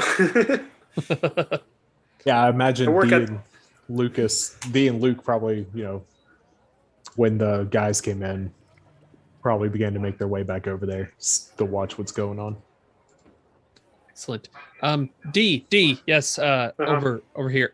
We need to know if there's any history he has, his family has. They've been here for long enough with the is there any sort of worship temple, anything like that, legends of the area that might give us clues to the origin of this book type figure? And Are you like standing in the hole while he's talking to him? oh, absolutely. Yeah, he's Man, down this in is so there. unnecessarily aggressive. But I'm gonna go for it. He walks over to the well. He just sits down on it, so he's on the edge of it. He pulls out a cigarette, takes a big dragon, like purposefully, like blows it, the smoke kind of like in your general direction, and he like pulls out with his other hand the notebook and says, "You can write down your questions here. Maybe we'll get some use out of my notebook now." Fine. Give me the notebook. And I Love it. chuckle a little bit. Love it. He's at the very end. He's gonna flip to the back of the book and just write "fuck you, D," and then put the pages back over it. Here's the questions I need him to answer. If he could write them down too, that would be great. Excellent. I'll note that you there's some you flip to the back, and when you do that to write that on there real quick without him noticing, you do notice that there's some bad poetry in the back there. But you don't like. I'm not going to Yeah, right. recite any of it, but it's there. You just have enough time to notice it and scroll. Fuck you. Just at the end of one of the poems. Yeah. The It worst one. doesn't rhyme, but whatever. Fine. Here you go. Yes. The questions I have for him are this. Excuse me. I have to keep looking at the work they're doing. Yeah. It looks like the boss wants to take a tea break anyways. He'll say, take another big drag, and then get up off the edge of the hole, and then put his arm buddy over the boss, and then like take him back. Yeah. So in actuality, that actually is what's happening. The mother-in-law is coming in with a tray, and on this tray there are little cups about this big. There's a bunch of them. It looks almost like a double shot glass. And there is a teapot, and she sets them down and she begins to fill the cups. Okay. The wife of the younger woman walks in with another tray, and on the tray it looks almost like yellow gelatin pretzels is somewhere between a yellow gelatin pretzel and funnel cake is the best way to describe this. There's powdered sugar that has been sprinkled across the tops of these things, as well as dates, which have had pistachios crushed up, and like they're cut in half, pistachios crushed up and sprinkled on top. And they bring them out, and they're just like, Mrs.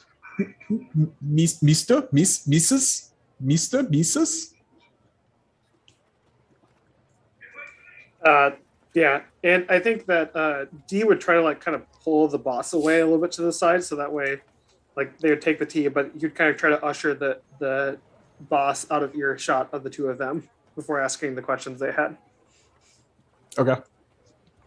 Yeah, it's too easy. You start speaking to him, and he's happy to talk to you. You kind of make you compliment his mother's tea and his wife's desserts, and you head over that way and you begin asking him questions. So how are you? What are you asking? He's gonna ask the questions that were written down that he had, but he's gonna kind of like soften them a bit with a little bit of jabs at Mallow, essentially. So I guess I would turn the question to Malo. What was your specific questions?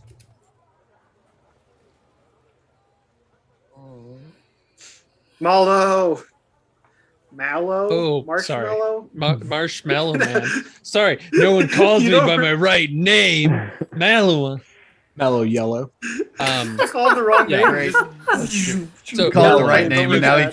can't. He doesn't answer.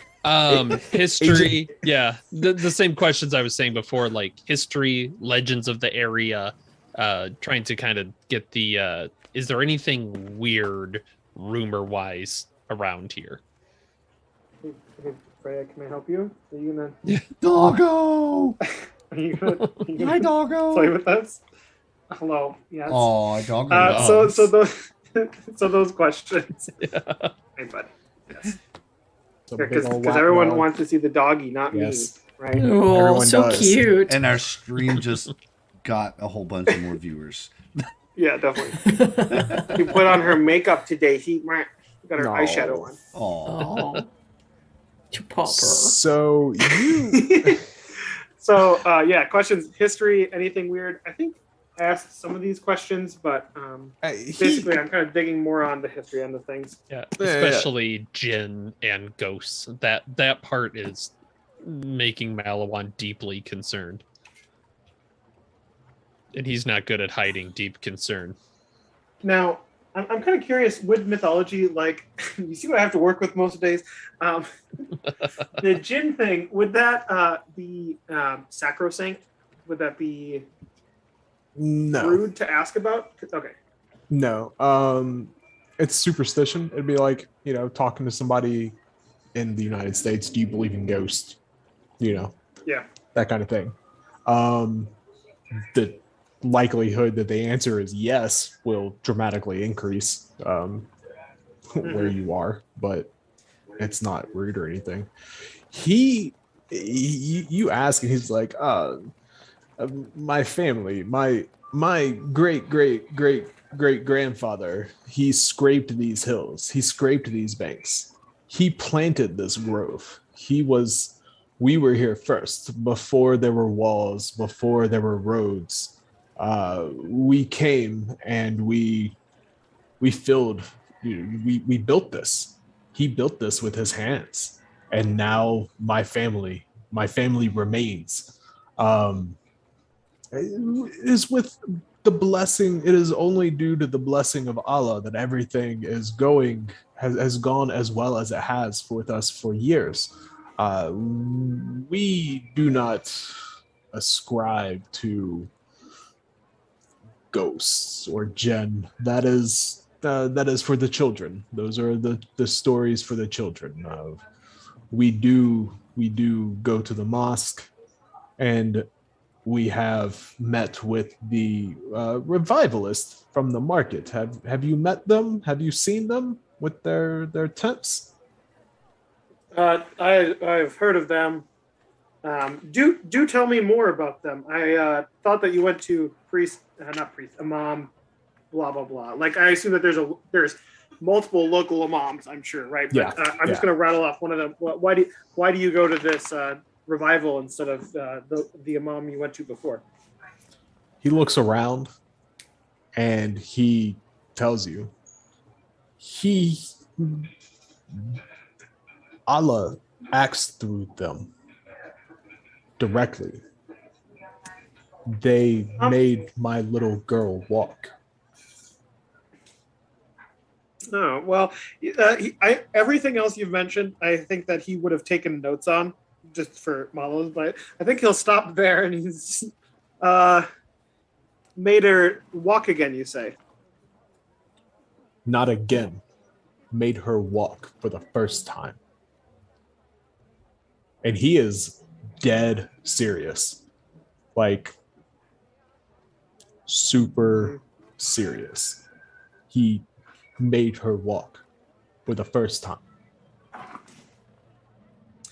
I think that's a good point. I think we can break there for a minute. I think everybody probably needs to take a little break. I'll let you kind of when we process take our potty that. break. Yeah, I think I'll let you process that, and we'll go from there when we come back. Eat your dog. How many minute break? 5, 5, 10. As many as you need. Yeah, we'll say about 10, but sometimes those Okay. bleed to 15. So, we're not going to hold a stopwatch to anybody. We'll be back in a few minutes, folks. Going to take a little break. Get your snacks because it only Okay. gets better from here.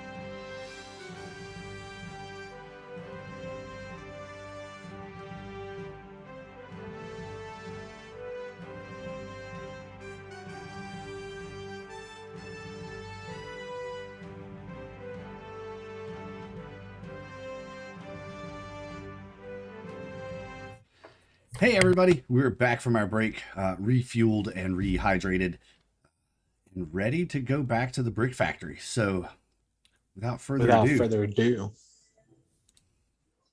I knew you were going there. All right, so we are in the brick factory. I need Agent Melanin and Agent Morganite to go ahead and make a Constitution ×5 check. You're wearing this body armor in Kevlar. I'm assuming you're still wearing the helmet as well. I would have taken the helmet off because Okay. I'm not going to be able to see very well to do what I need to do, but I would have left the armor on. Okay, So. yeah. That makes sense, actually. The helmet's probably too much, but yeah, I failed. I fail as well. All right. You guys are extremely uncomfortable. If you are going to be doing anything with these tools, you're going to have to drop your body armor. I will tell you that you can do whatever you want. Butch and Heath, well, Lucas will see you if you drop your body armor. He will be aware. He's probably not keen on that idea. Right. I'm going to keep you alive. What are you doing? Well, Right. yeah, I'm dropping mine. I'm going to take it off then because I gotta do work. Yeah. Oh, I got work I got to do. All right. Well, I'll supervise and go with that at the moment. I'm keeping Feels mine right. on. That feels Mhm. right. This is an excavation. They are excavating. I am supervising. They do not need me to hold a shovel. When did you lose the appetite for the adventure of digging? When I got tenure. when you got student assistants, graduate assistants. Got Yeah. that PhD. I never liked it. The history is the interesting part, and we're not exactly we're going more for speed than accuracy here. Wouldn't you agree? Perhaps, but there's just something exciting about getting my hands dirty and getting close to the history and the secrets that we can uncover. And I'm saying all this in like a really weird, like pointed way at Malawan, like as obviously some sort of like jape at him. Weird. the young men who are digging they hear the two of you going back and forth. They can pick up on the tone and they laugh. Like they're laughing just at the two of you, chattering back and forth amongst each other. And whenever they look at Agent Melanin, they just laugh. Like they just kind of laugh to themselves. Like, all right. So they begin digging. All right, Heath, you see Morganite drop her body armor, just kind of throw it over on the side, and grabs shovel, pickaxe. Yeah. Something that's more of a like precision tool than like a, break up all of the ground tool. So Okay, yeah. They have more narrow, smaller kind of pickaxes and such that you're able to get in there, like handheld hammers type things that you're able to get in there, and you start working away. I'm assuming you're working more towards the bottom to try and kind of figure out this floor, yeah. and you're letting them work on doing the digging down from the bulk. Yeah. Okay. Yeah. Yeah, I'm doing the precision work. All right. And I'm And they- supervising the non-precision work to make sure they don't, hit something, then keep going. You should get your hands dirty, Malawan. They're covered in sweat. They're dirty enough. Yeah, as they're Wimp. talking, I'm gonna walk over to Agent Morganite. I'll have the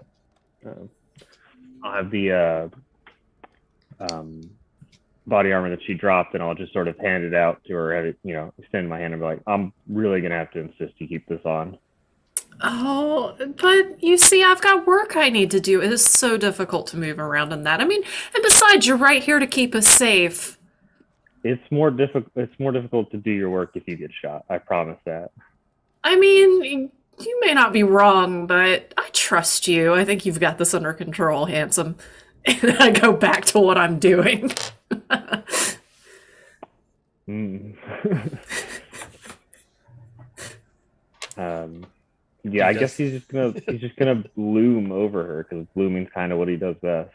I mean, look at the size of him, and just with it held out until she, stops or, You're insisting. it's a very insistent. Oh, come on. Do you think I'm going to be able to move around to do what I need to do in that stuff? I mean, I tried it once already. I thought I was going to pass out.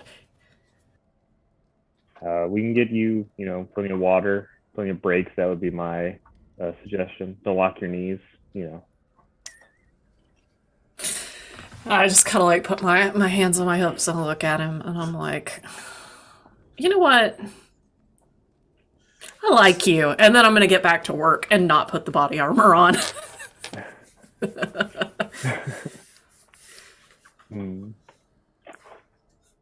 Don't lock your knees. That's amazing. Heath, she won't let up. Just so you're aware. You might as well give up. I don't envy you. It sure seems like nobody does. It's because there's nothing to envy. Just kidding. I love you, Malwan. I keep digging. All right. Yeah. So I'll let you two. You two can figure that out. Are you insisting, Heath? Is Heath just like? I'm trying to be insistent, but I guess if she absolutely refuses to put it on, I'm just going to shadow her, like absolutely just be right on her, which I'm sure won't impede her delicate archaeological work at all. Just literally just save Batista standing over you the whole time. Perfect. Love it. The least you can do is dig whatever.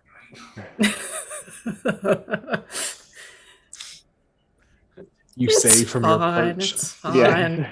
I'm supervising. He's drinking tea with the boss, and he's like, "Oh, you should dig too." There's a note. He actually doesn't drink anything, just bottled water. It's just bottled water. That's all you drink, just bottled water. Yeah. All right. Yeah. What about the rest of y'all? Up and out here for a couple hours. What are y'all drinking? Water. Very thirsty. Water.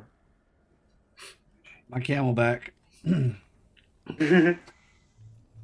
Rationing my water. I am going to use a little bit of it, though. I'm going to go ahead and cook me up a little lunch out here. I think I got a Salisbury steak MRE. Okay. And saving the good ones. Yeah. But Killing I'm with gonna, beans. yeah. That's one of the good ones. It was that or lasagna today, and I felt more like Salisbury steak. So, Emery pizza. hey, that's not a bad one. It's not the best one, but it's not a bad one. Pork rib. It's what the McRib wishes it could be. Yes. Which is a little disappointing, but okay. I'm telling you, man. Like McRibs suck, but anyway. Okay, so when I get mine going, I'll radio into Heath. Hey, if you need to rotate out, if you need a break from those eggheads, let me know. I'll come in there and stand, and keep an eye on them. Copy, but I can hold out a little longer. Copy that. I'm gonna eat real quick. You want me to fire anything up for you? Let me know. No, I'll take care of it when we switch out. Copy. all right, so you're eating. Heath, you're watching the other two. D, what are you doing? You've talked to this guy a little bit. He gave you a little bit of Oh, yeah. I mean, I guess the way that I would probably play it is I would look nonplussed about the thing,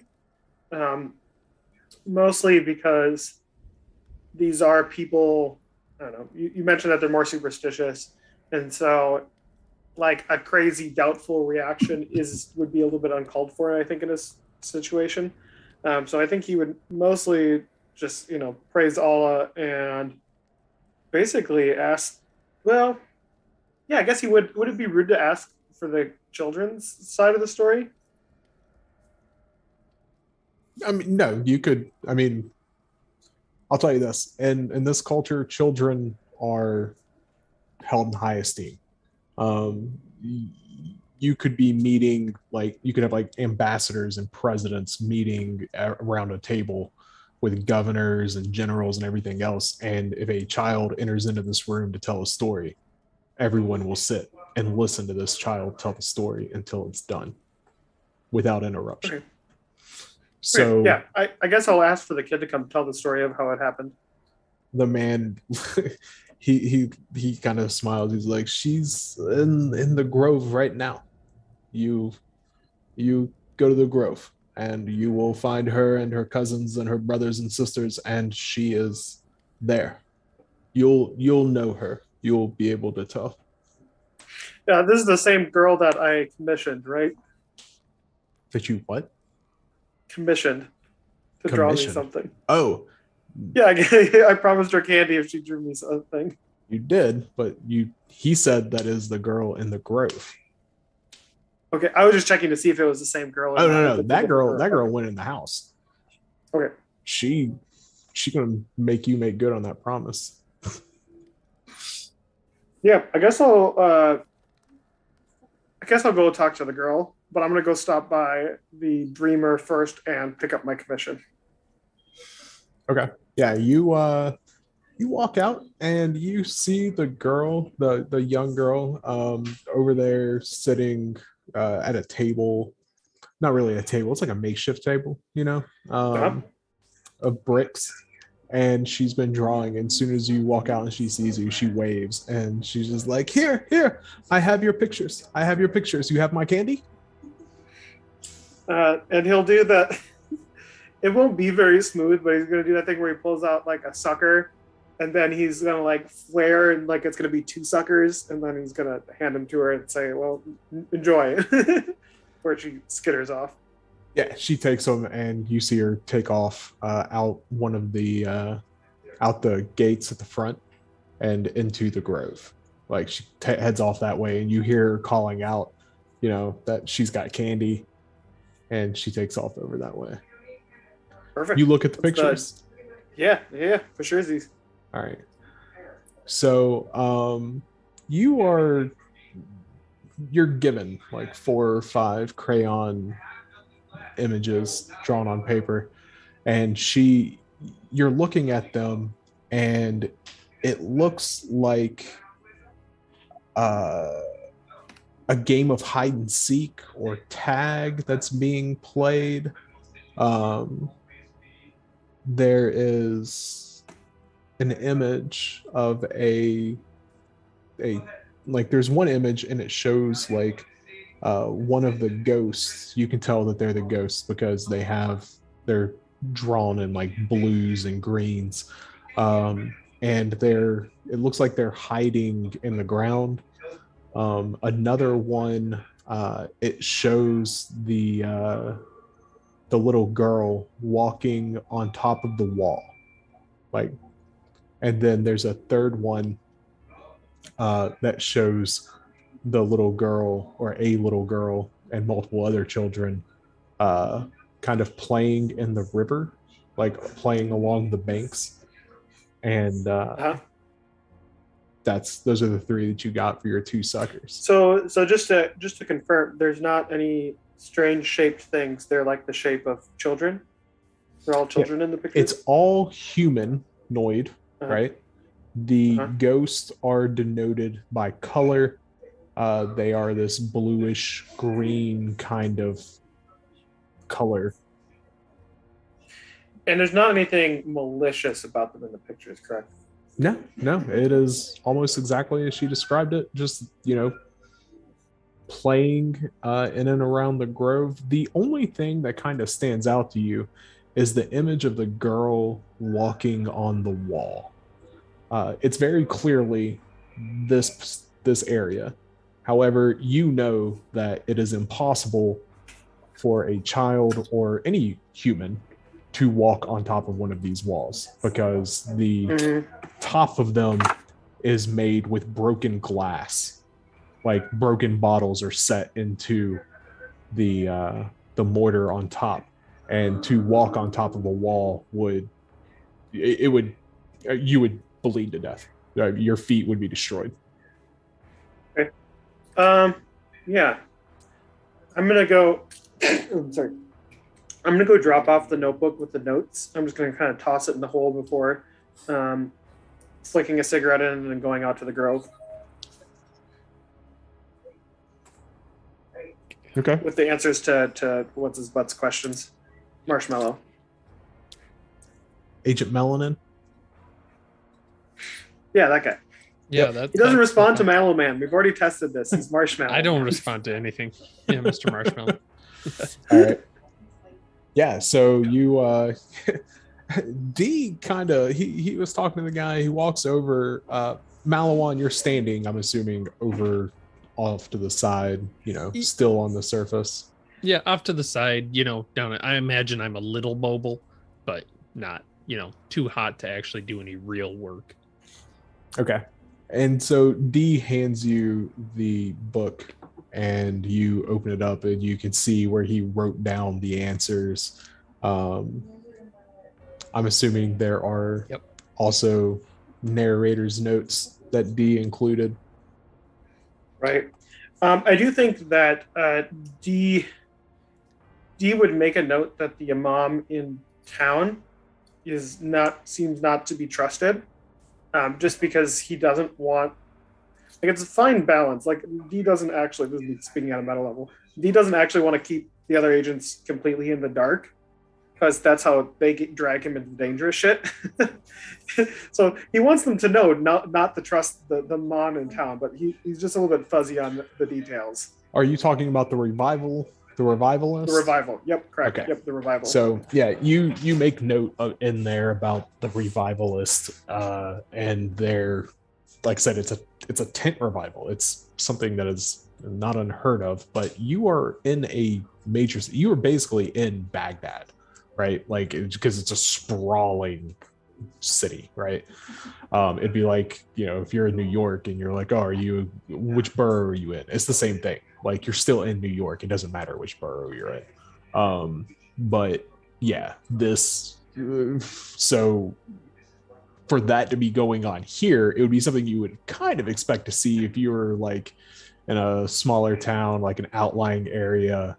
But here it's out of the ordinary. There are well-established mosques that are thousands of years old, so it'd be kind of like if someone threw a big tent revival in the Vatican. Right. Yeah. So make note of that, and then you head off to the Grove. D, before you go, did I noticed earlier you were talking with a little girl and you were saying, jinn and ghosts or whatever. Did she give you something? I guess he'll unfold one of the pictures, not all of them, but just one of them, and just like show the most what's the word for here? The most safe one, I guess. You have the least damning one. He'll like pull out. Playing in the river. Well, you have Playing in the River, right? Like where it's it has both what are clearly children and what are supposed to be the ghost. Then you have the ghost hiding in a hole, like peeking out of a hole, right? And then you have the picture of a child walking on a wall with the grove, with the palm trees and everything in the background. The palm groves and the banana trees. There's also fig trees nearby. Yeah, I guess I'll show him the one hiding in the hole, because that one's creepy and I want to freak him out a little bit. Because that's the hole they're in, right? It's a hole. Okay. It could be the hole they're in. I mean, it's a 7-year-old draw. Yeah, okay. Yeah. Sure. I'll just show him the picture and then kind of like make offhandedly a comment about, I guess you should be careful in there. You might not know what you find. Yeah, it doesn't super phase him that much. Of like, it's more of a confirmation of, yep, exactly what I expected. So he kind of looks at it. Interesting. Yeah, kids can have quite the imagination. What is that? Can you show it to me?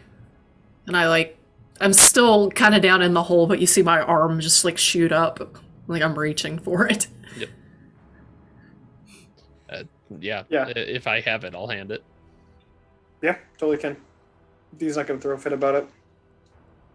And I stand there and I'll look at it and go, huh. Because I'm looking Okay. at it over her shoulder. And then I'll just like shrug and I'll hand it back to Heath. Here you go, handsome. And then I'll go ahead and like go back down in the hole and start like digging and looking at the ground again and all of that. D, while you're in the grove, keep an eye out. Then, you might find something there if this has been here this long and he planted a grove on top of it. Who knows? Maybe something got uncovered. Morganite, make Excellent. an archaeology roll. Okay. That is a 31 a pass. Okay, remember that. D, you said you were heading into the grove, right? Correct, Mundo. All right, so D, you head out. You walk out the building. You cross the brickyard. It is bright with the sun as high as it is inside the white walls of this building, or the walls are painted white on the inside as well. So the light is really reflecting off, and it is intense. Like the heat, I mean, you're used to the heat, and it is a lot of heat out here. And so as you get past the gate, you know, that first breeze hits you, and it's a welcome relief as you head your way towards the grove, and you see the trees, you know, they offer shade. All the children are playing in the shade. You do see on the river there, you know, boys on paddle boats, like paddle boards kind of thing, small canoes, fishing and whatnot. You see Butch. Are you sitting on the tailgate? What you doing? Probably posted up on the A post of the truck, just Okay. finishing up my MRE. If I see him headed out, I'll shout out to him. Okay. Is D armed at all? Or is he? I didn't think so. So I'll ask him. Hey, I think we all of us are kitted with firearms. I thought, or am I? incorrect You about that? would carry a pistol. If you carry a firearm, it's going to be a pistol. It's something you can conceal. Okay. yeah, that's I'd what I have a thought. pistol and then a kind of like obvious to people that might be look for it, but I do have unarmed combat that's rather high at 70%, so I'm imagining a machete like in the back of my plate carrier. Yeah, ninja Okay. sword. Yeah, sure. You call it your ninja sword, but it's just like a machete or a combat Yeah. knife. It's a planting machete that he picked up while he was here that he just has with him. I mean, there's banana groves here. Makes Yep. sense. Yeah. So I'll call out to him and I'll look at Greco and go, you got this here? I'm gonna go with D. It's like he's going out in the groove. Can't Yeah, let sure. anybody go off alone just in case something happens.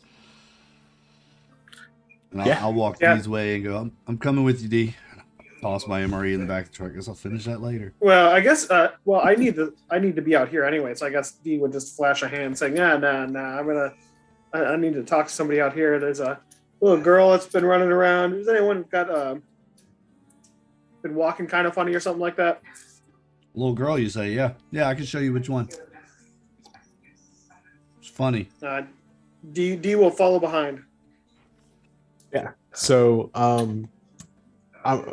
Butch's alertness is high enough that I'm sure you'd have no problem. You're just like 1, 2, 3, 4, 5, 6, that one. Yeah. And you just have to like marking tick marks off. You're line Yeah, them I'm up just in looking. age in your head until you find the one and you're like, there she Yep. is. It's that one. And they're playing tag, and she is. Oh, make a human roll real quick. Both of Which us or one? just D? D. Boop, boop, boop, boop. Ooh, I have that at 50%. Yay, look at me. Let's see here. Where's my dice roller? Oh. It's at a plus 10.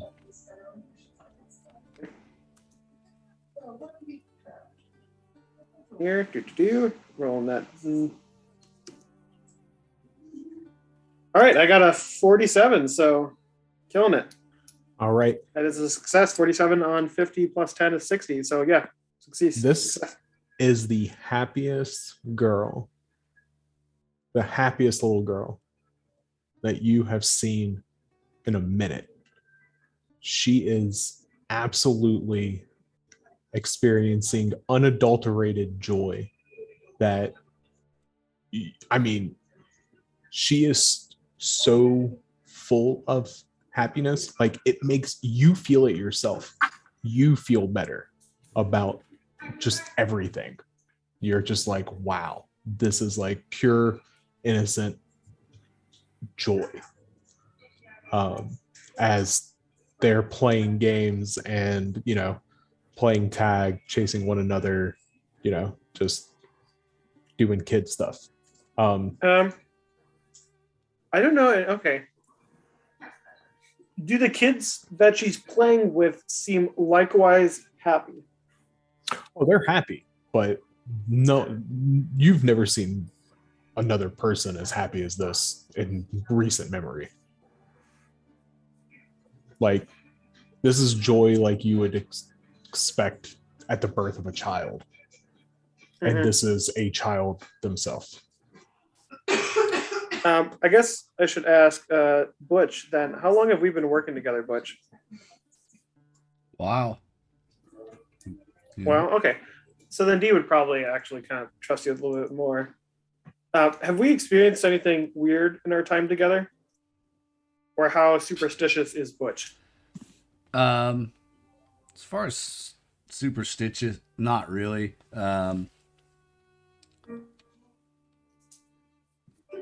I mean, he's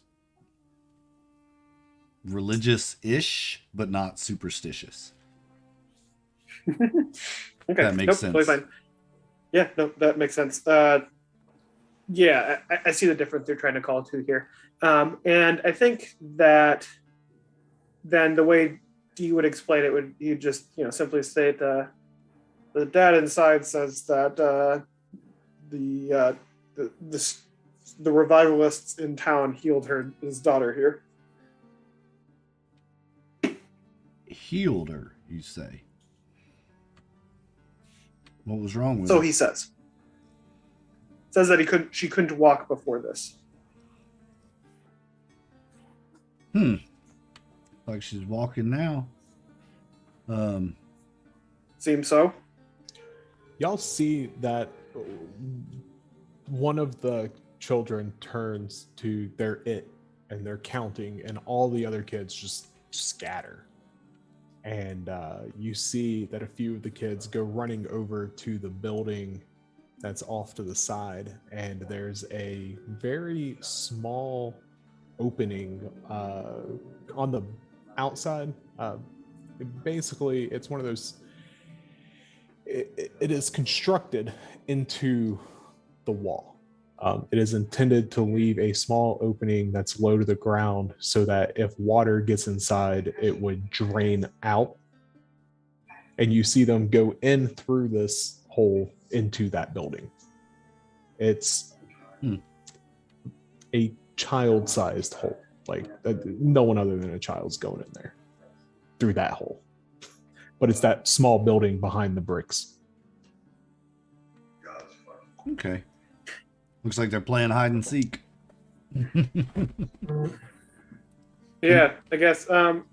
Man, I kind of want to talk to the kid. Do you think it's worth talking to the kid, Butch, or should we just write it off? How much chocolate you got? Enough. He'll say it simply. Well, I'm more of a lollipop person than a chocolate one that doesn't melt in your pocket. I've seen your laundry, so I've learned a lesson or two. Not all those Ah, stains you are only chocolate. thought that was. You only thought that was chocolate. Not all those stains are I can't- chocolate. I can't imagine something worse to carry while you're in such a hot climate than chocolate in your pocket. Well, the chocolate that's in those bars doesn't melt the same way. It melts, but not quite the same. Oh, you're giving them MRE chocolate? You're not Yeah. even giving them I'm like. not giving them the good, good shit. chocolate? No, I'm giving them MRE chocolate, man. Wow, That's wasted just, Fucking rough. Yeah, you just disadvantaged That's all your cruel. persuasion rolls. all my -10. persuasion's at -10 now. They're gonna be You're all like, like, oh, that "What is guy's this cheap. shit?" This is nasty. It's like plastic. What are we even doing here? There's something else weird about these footprints and kids and talking about walking. I want to look around. Are any of the footprints out here in the groves red? Inside the grove, you don't see. You really can't make out like definitive footprints. You're really Okay. just kind of seeing where the light ground vegetation is kind of Disturbed. beat down, disturbed from them running around and everything. It's really easier to see because out on by the road, because the road and everything else, it's clay. You know that if it rained, this becomes impassable. Oh yeah, it's just a slick mud hole Yeah, at that point. I mean, good luck using brakes. yeah. Doesn't matter. Tires haven't turned, and they hadn't spun in 50 feet, but you hadn't stopped moving yet. Nothing like. Is it? It's white and gray clay then. Yeah, Not red clay. right. And they do have, with the bananas and everything, and the palm hearts, the palm trees and everything here, that they also make dyes that they'll add to the clay to make yellow clay or orange clay and whatnot. I want to actually look around though. I've got halfway decent search. I'm gonna move some of this beaten down vegetation. I'd kind of like to see, just because this is piquing my curiosity about these red footprints. And I think if Dee's looking for somebody with a weird step thing, 42 on a 40, so no, not quite. Almost. Although it's 42. It's the answer to life, the universe, and everything. Mm-hmm. Can you spend luck points to bump that up if you want? I wish Delta Green had luck, but it doesn't. No, it It's doesn't. a Okay. 50-50 on luck. Yeah, it's 50-50 That's on luck, right. so, That's right. yeah. All right. No so pulp here. I'll That's tell D about the red footprints though. It's like, I don't know, there's just something about it. I saved one back at the truck. Something about these red footprints are just kind of strange, man. So you point them out, and so he points them out to you, and you see that there is a clear set of adult footprints which move from the building through the drying brick yard, right across the road, and you can see it going down, and you do see a lot of the children's red prints around down towards the bank more.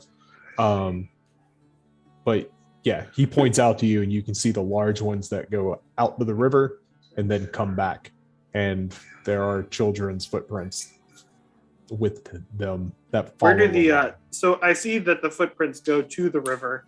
Where are they coming from? The building, that small wow. building.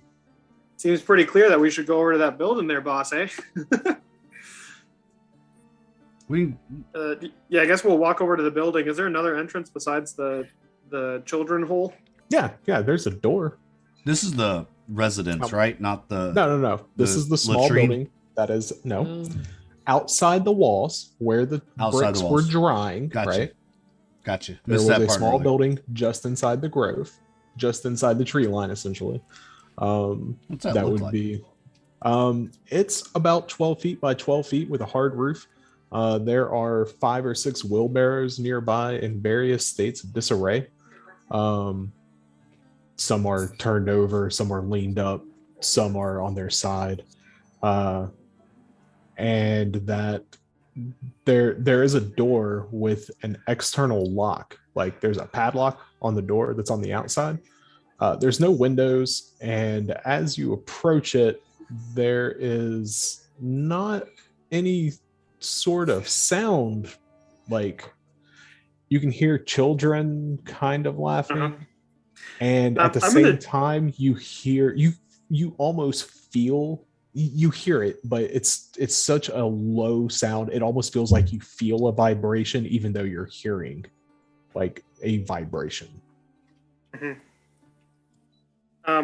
If Butch doesn't pick up on it, D will gesture for one of us has to cover the kid hole and one of us has to take the door. So I guess D will defer to Butch since Butch is the butcher. So he's gonna let him take point Yeah. on that.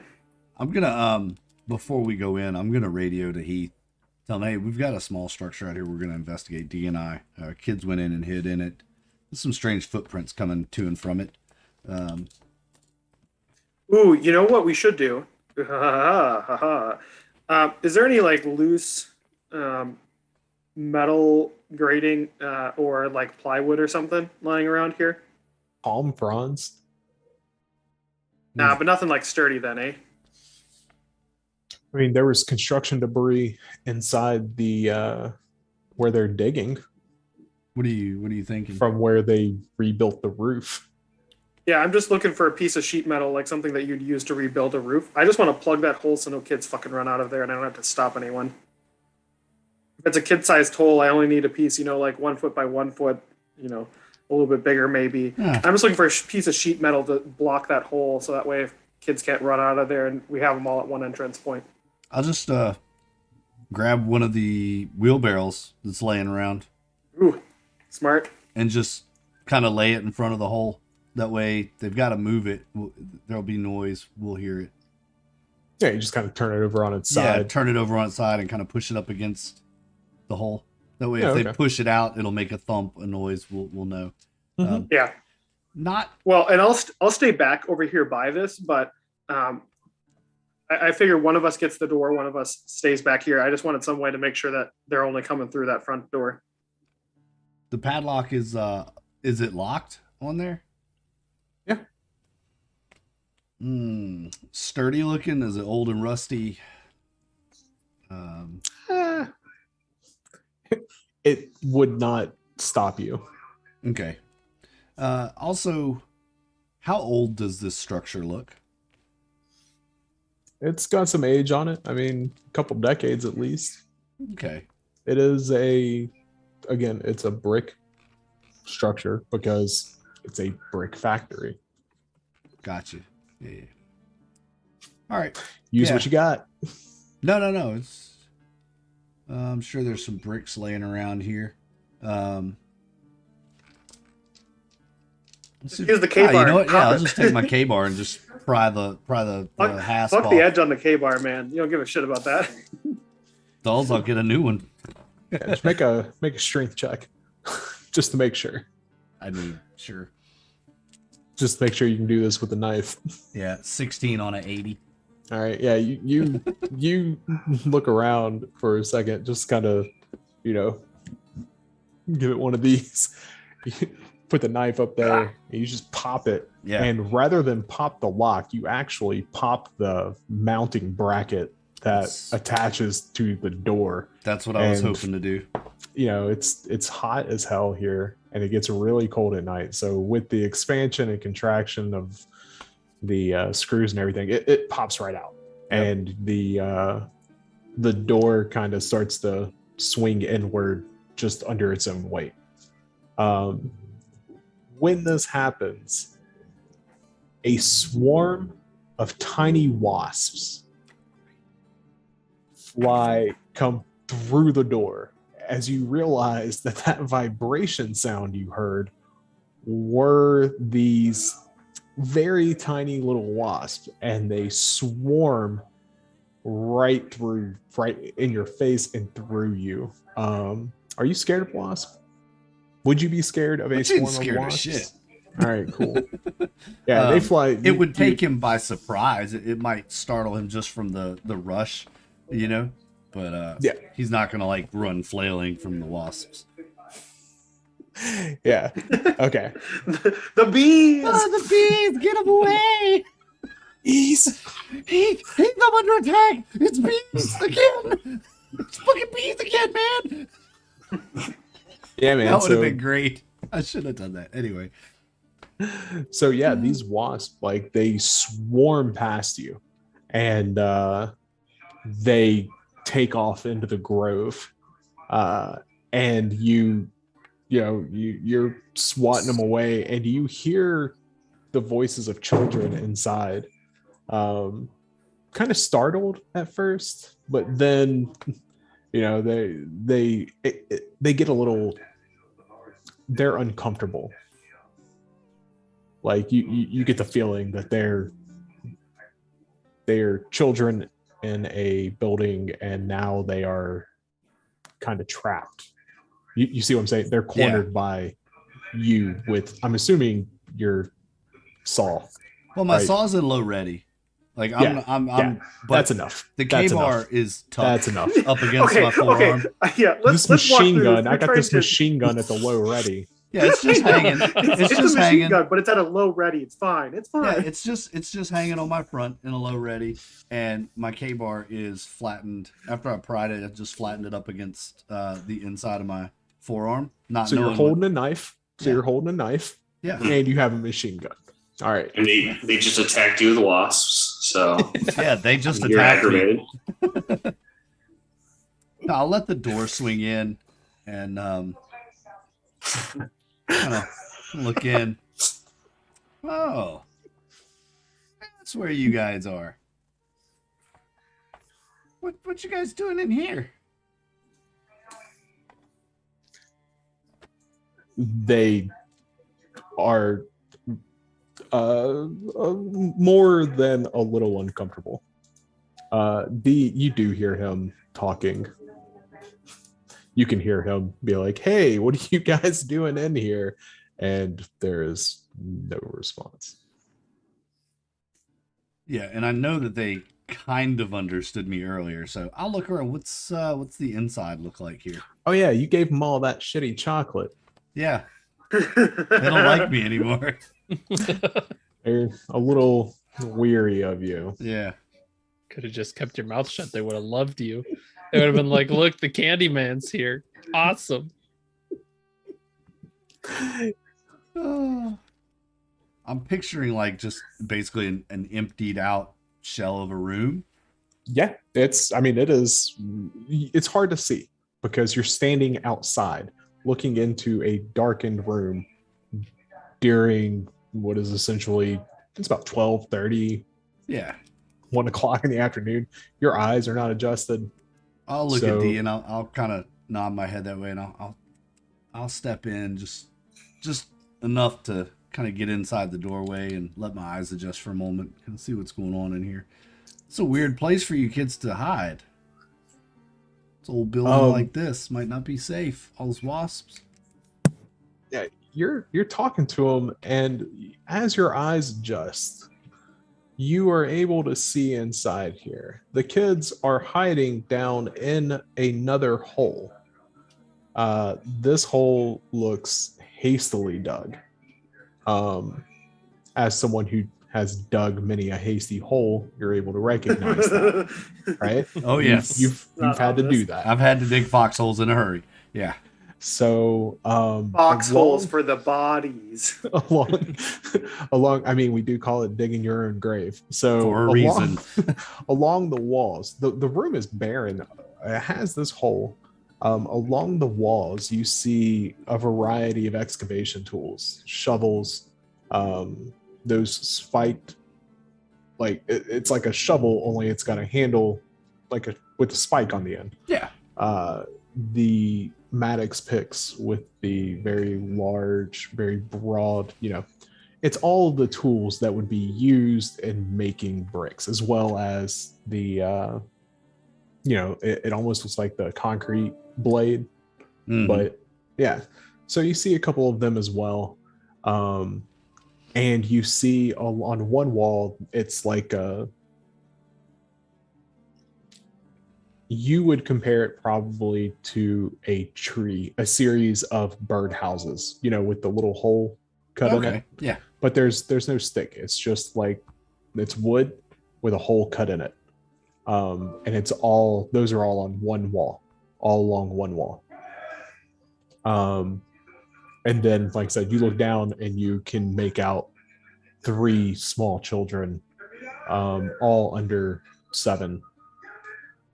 They're down inside this hole. All right. Well, And you called D, right? yeah, I'll tell D. There's Okay, if any of those kids say this hole was made for me, we start shooting. Okay, I'm just saying that now. the hole was made for you or made for them? Either. Either way. I'm just gonna kind of laugh at that.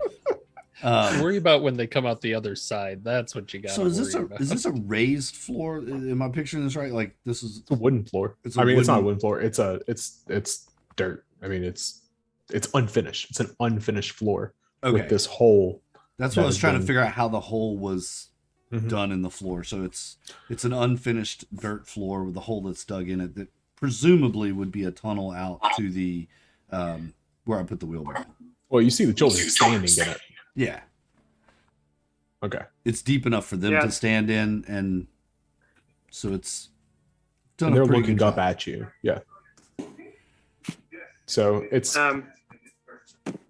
Yeah, I'll pop in like if he calls for me. If it doesn't seem like any of the kids are running out, I'm gonna stand like at the door, and I won't have my gun out at all. Yeah, I'll let Butch do the killing if we need to.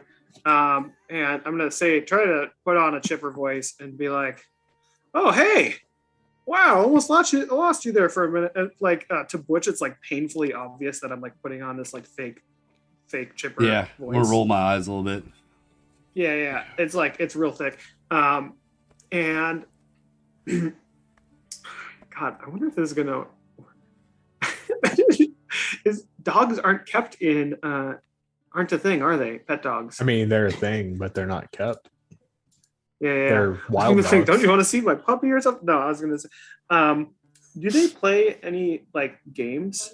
Like, what are like outside games typically played here? I mean, they play in the Grove. They usually play tag, hide and seek. They, all the same kid games. Anything that involves a ball. Okay. Sword fighting. I guess- these reads. I know I'm ad-libbing a little bit on what I have on me, but I'm also imagining I have like a baseball Yeah, probably or something. a tennis to ball, a play some- handball. Yeah, just some sort of like game to play with kids. And I'm Mhm. just gonna like pull that out and go. I was looking for you guys because I wanted to play with this a little bit, and I didn't have anyone to play with here, which is a real asshole. And he just won't play with me. So will you guys come play with me? I hate fun. Yeah, they look at Butch and they're uncomfortable with him, and you speak a language they understand, and so they're like, yeah, let's go back outside and we'll get everybody else, and we can all play. I think that D will like look at Butch like, you better fucking investigate this place, while he like ushers the kids out. I'll take it as a stand aside kind of look, and I'll kind of step away from the hole. I was probably a bit intimidating standing over. Well, hello, children. How are you today? With this big ass fucking gun hanging on the front of my chest rig. So it's like Andre the Giant standing over the Keebler elves there. But yeah, so I'll step aside and kind of look. I'm gonna head like over to that wall with the birdhouse looking things. Yeah. Okay. While he gets them out of the house, I'll keep my, keep front facing them, so it looks like I'm not really doing anything. But Yeah. So Greco comes over the radio and radios Lucas, and it tells him, he's like, "Hey, Butch and D just went inside that building. D's come out with some kids, but Butch is still inside. I don't know what's going on here, but I'm still watching." Copy. I'm going to try to raise Butch on the radio. I'm assuming it's close enough still. Okay. Yep. Yeah. Butch, what's going on? oh, hey, we got 3 kids. We found them in this old structure out here in the Grove. Looks like It's been excavated a little bit. There's a tunnel system, it looks like, and a lot of tools in here, and some really weird birdhouse things, man. You might want to send one of those scientist people out here. Copy. And then I was gonna say turn to Miss Morganite, but I'm standing over her. So I'll be like, Miss Morganite, it seems there's another dig site on the premise. Would you be interested in looking at that? And at that, I go rigid. And I turn and I look and I say, there's another dig site. And I say it really loud with the intent of trying to get Malawan to hear this. Yeah, he's clocking this. Yeah, maybe we could all three of us head over there while the fellows over here keep digging. I'm going to have to insist that they take a break while we're out of here, but yes, I do think the three of us should go over there. Boys and our gentlemen. You don't even get the sentence out. You said I'm going to have to insist they take a break, and they all stop. Okay, so they already have and then I'm going to be like, go. And I'm going to wave at them go. Yeah, you don't even have to. I mean, they're like, oh, yes. And they just go they walk over and sit down and are just happy to be chilling. Okay. Wait until we're back to touch this, please. And then I'll be like, come on, Malawan, Heath, come on, let's go. Well, first things first, I'm going to hold up the armor. Yes, of course. You're right. And I'll put on the armor. All right, then we can go. Yeah. All right. Malawan's just like, out into the sun again. Great. I just hot, imagine these greasy, sweaty, curly hairs just stuck to the side of his face, and yeah. Oh yeah, he's sweating like mouth crazy. breathing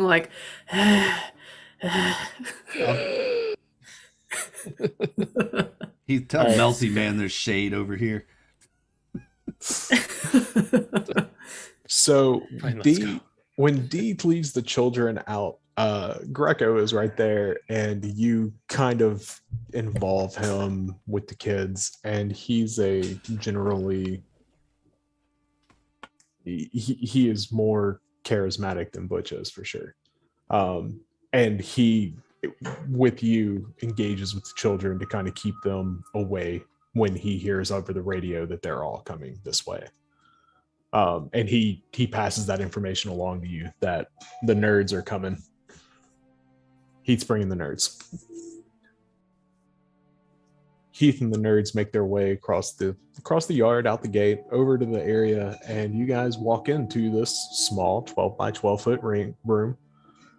Barren walls, except for tools that are hanging from the walls, and on one side these small, look like bird houses without perches.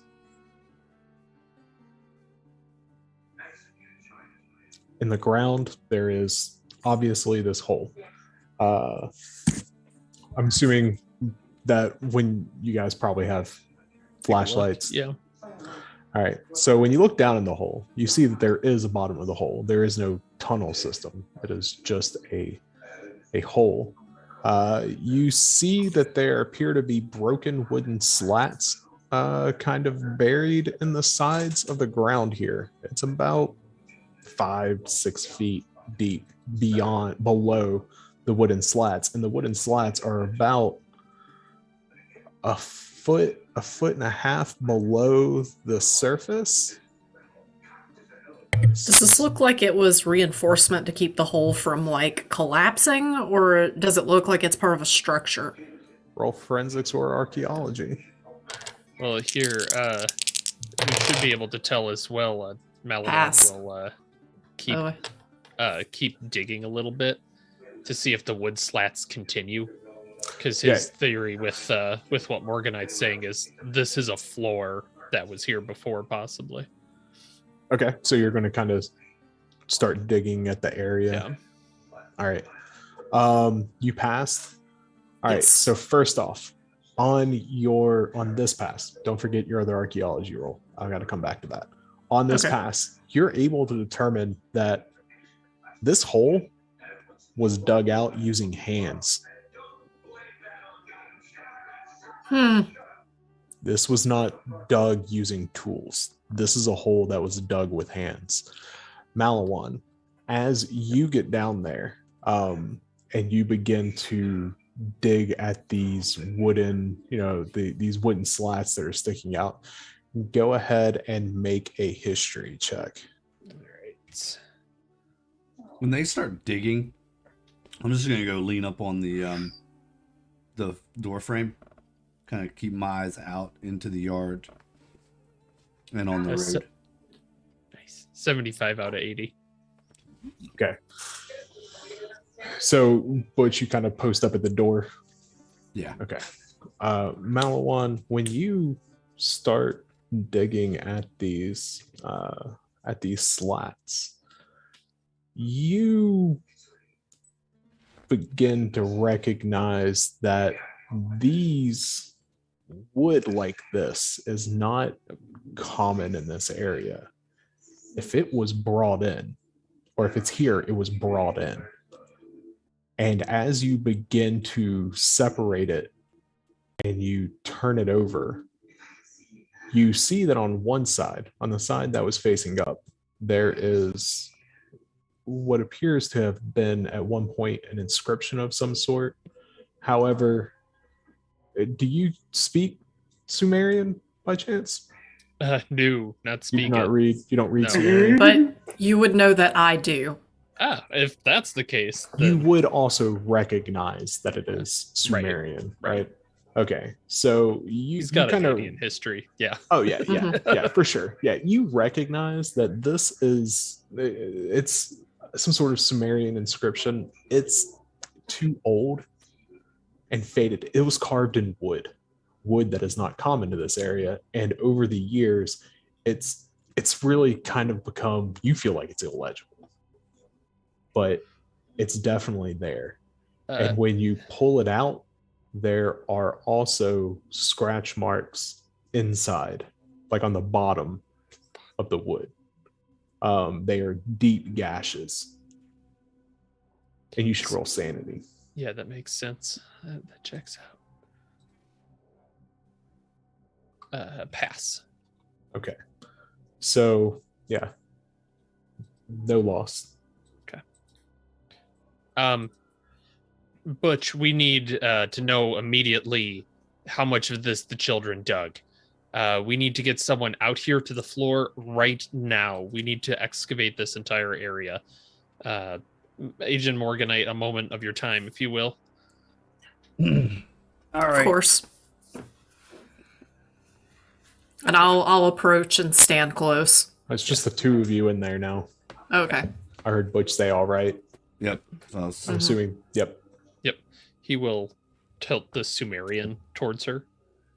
There was something under the floor that was scrabbling to get out, and it's been there for a long time with something under it. Shit.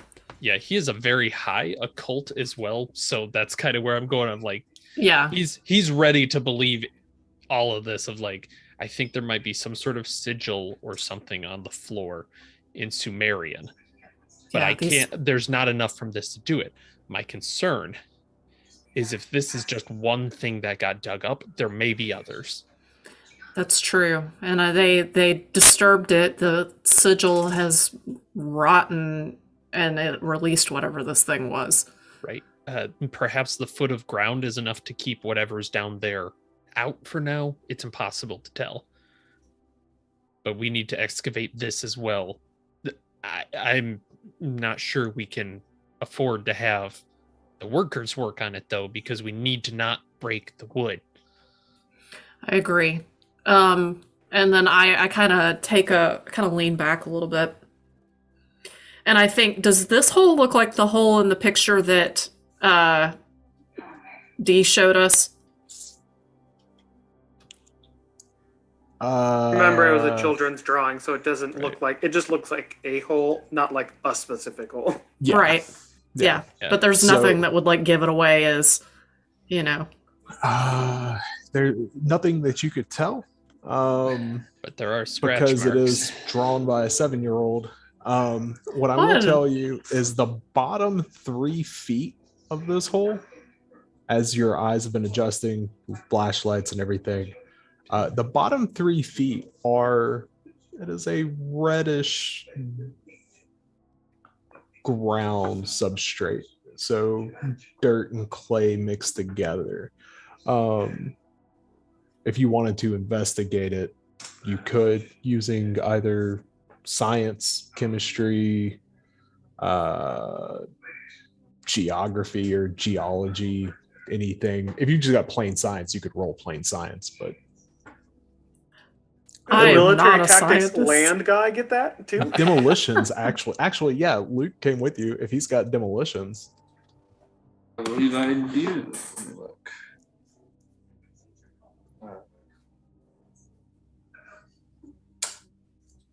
Let me look. Yeah, I got that. Demolitions and Yep. All right.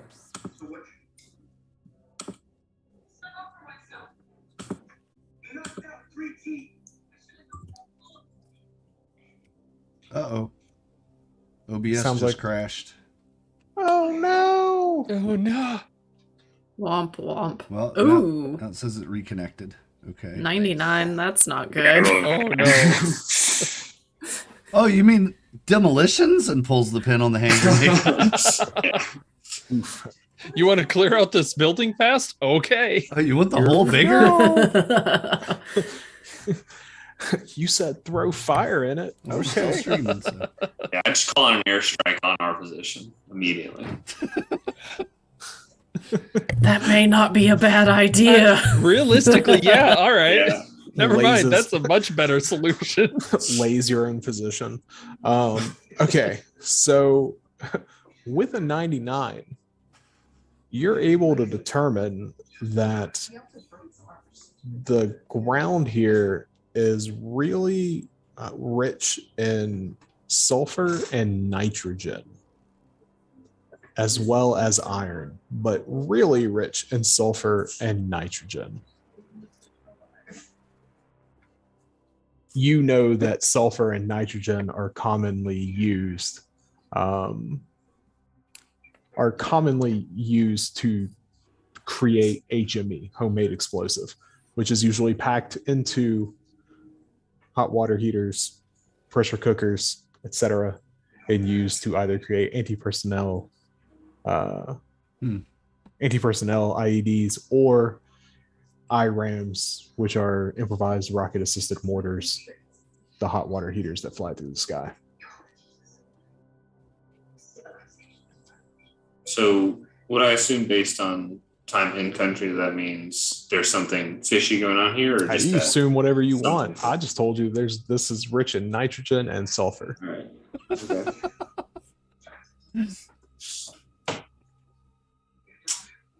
So you know that now. Yep. As a thing, I know. That's right. As for the other two, you guys, It smells bad in here. That's all I know. Have they pointed out the red footprints? I don't believe that Malawan No. is aware of this. Yes. No. No, not to you guys yet. Didn't have a chance yet. I will go Come on. out in the yard and kind of look at D and be like, if the kids aren't real close, like, I imagine y'all are like playing catch or something, or toss the ball, whatever you want to call it. I'll say, hey, the eggheads want to talk to the kids about this hole. They found something down there. Yeah. I don't know if you want to well, do this like one at a time, or what do you suggest? Well, my suggestion is that they pass on their questions. We could interview them. I don't know how well that's going to go. That's not really a thing here. You get interviewed, you get bagged. Yeah. D will just kind of shrug. Like if you have some questions, you could ask. If Marshmallow over there can play catch, maybe we could integrate it in that way. But Oh, that's a good idea. You know what? That's a good idea. Let me go let them know, and I'll go in and make the suggestion. One of y'all could come out and kind of play a game with the kids and ask your questions that way. It's kind of easier. I think he would ask for Agent Morganite to do it because men carry guns and women typically don't, so they might be a little bit more trusting. Okay. Yeah, I'll come out there.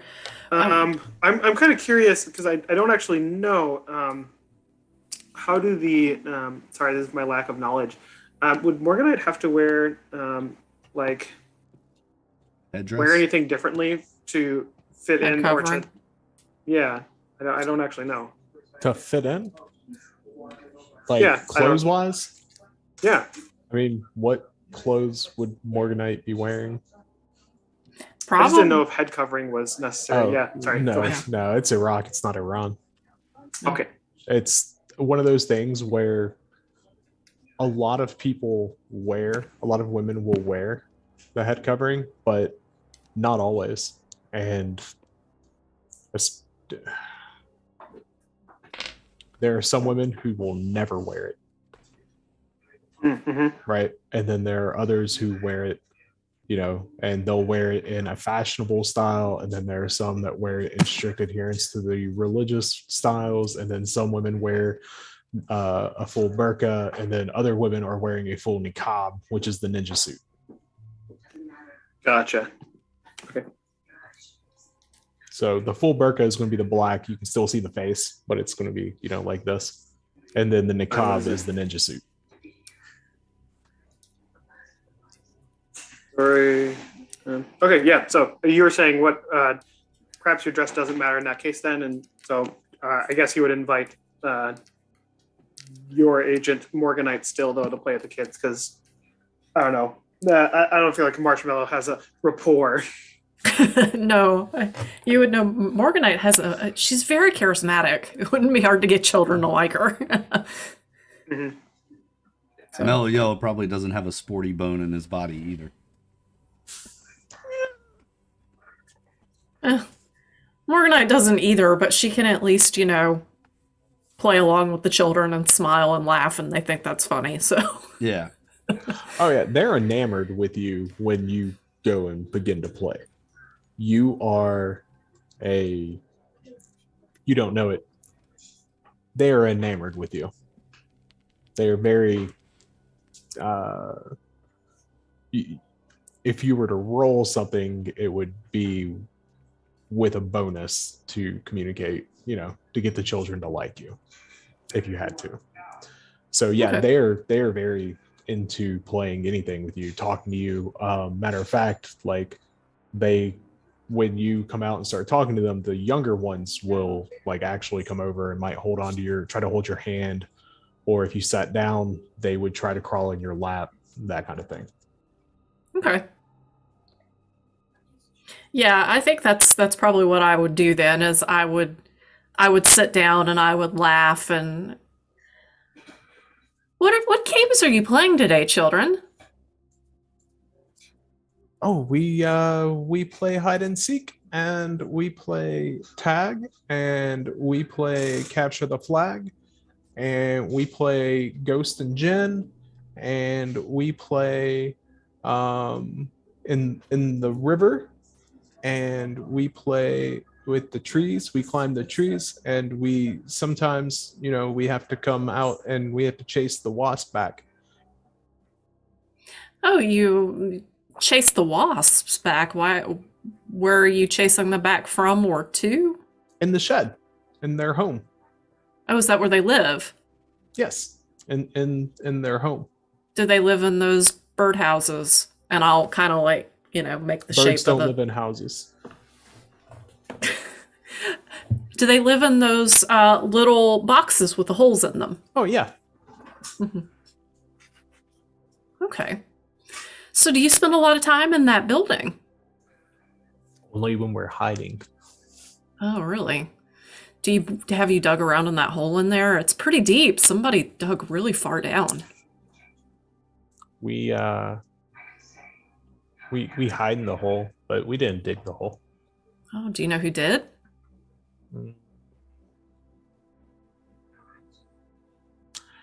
Do you recognize that they are children and they don't necessarily they understand polite lies, but they don't necessarily know how to do them yet. And so the child who's talking just kind of hums to themselves, uh, and does not Ah, seem to indicate that they're going to stop until you intervene. They just, yeah, I mean, Dee has kids of his own, so he's aware of the phenomenon. Um, and I think you would kind of give him a gentle, like a phrase of reassurance or something. Like I would say, it's okay, go on, like in English, but say something equivalent in Arabic. okay. And the boy, it's a small boy. He's probably 7 6 7 years old, and he's like, oh, you know, the ghost, the jinn, they dug the hole. Oh, you had a ghost that dug the hole. That sounds very interesting. Could you tell me more about the ghost? I love ghost stories. And he looks around and he kind of gets this grin on his face, and he begins to tell you a ghost story. And it's like any ghost story that you would have heard, you know, anywhere. But then it's not like an angry ghost story. It's just he tells you about, how there are ghosts and how the ghosts, they live in the hole, and that when the when they when the children when the children helped the ghost out of the hole, then the ghost helped the children. And he points at one of the little girls that you see running around. And when he points her out, she moves a little odd. Okay. Does this story ring any bells for me? No, the first part did, because it was pretty clear that he was just trying to rip off a movie like Casper that he had seen, and was telling you about how, the ghost. But then, like, as he continued to talk and you asked where the ghost lived, and he was like, oh, they live in the hole, then it's yeah. Okay. Do you spend a lot of time playing with the ghost in the hole? Oh, I mean, they left the hole after they came out, and they helped my sister and they left. So we don't get to play with the ghost anymore in the hole. We just dream about him sometimes. Oh, well, at least they still come to you in your dreams. What do they look like? Oh, they look like you.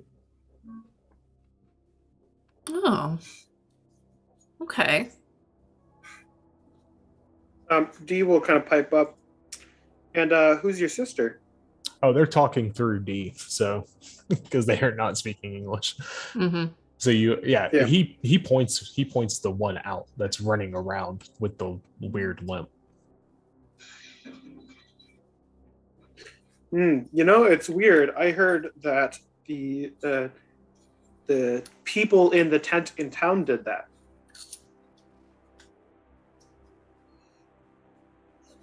What people? The revival. Yeah, you describe That the would- revivalists. Yeah, I guess I would describe them. I don't think that the kid would have an understanding of what the revivalists are by name, but that's why I was going for like the people in the The tent. market I would describe church. them. The market Yeah. church. Yeah, The market because church. he would recognize that. He was like, "Oh, I mean," and he just kind of thinks for a minute. I think they're friends with the ghost too.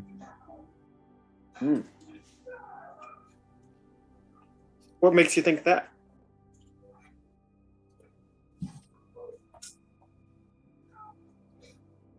They just seem like they'd be friends.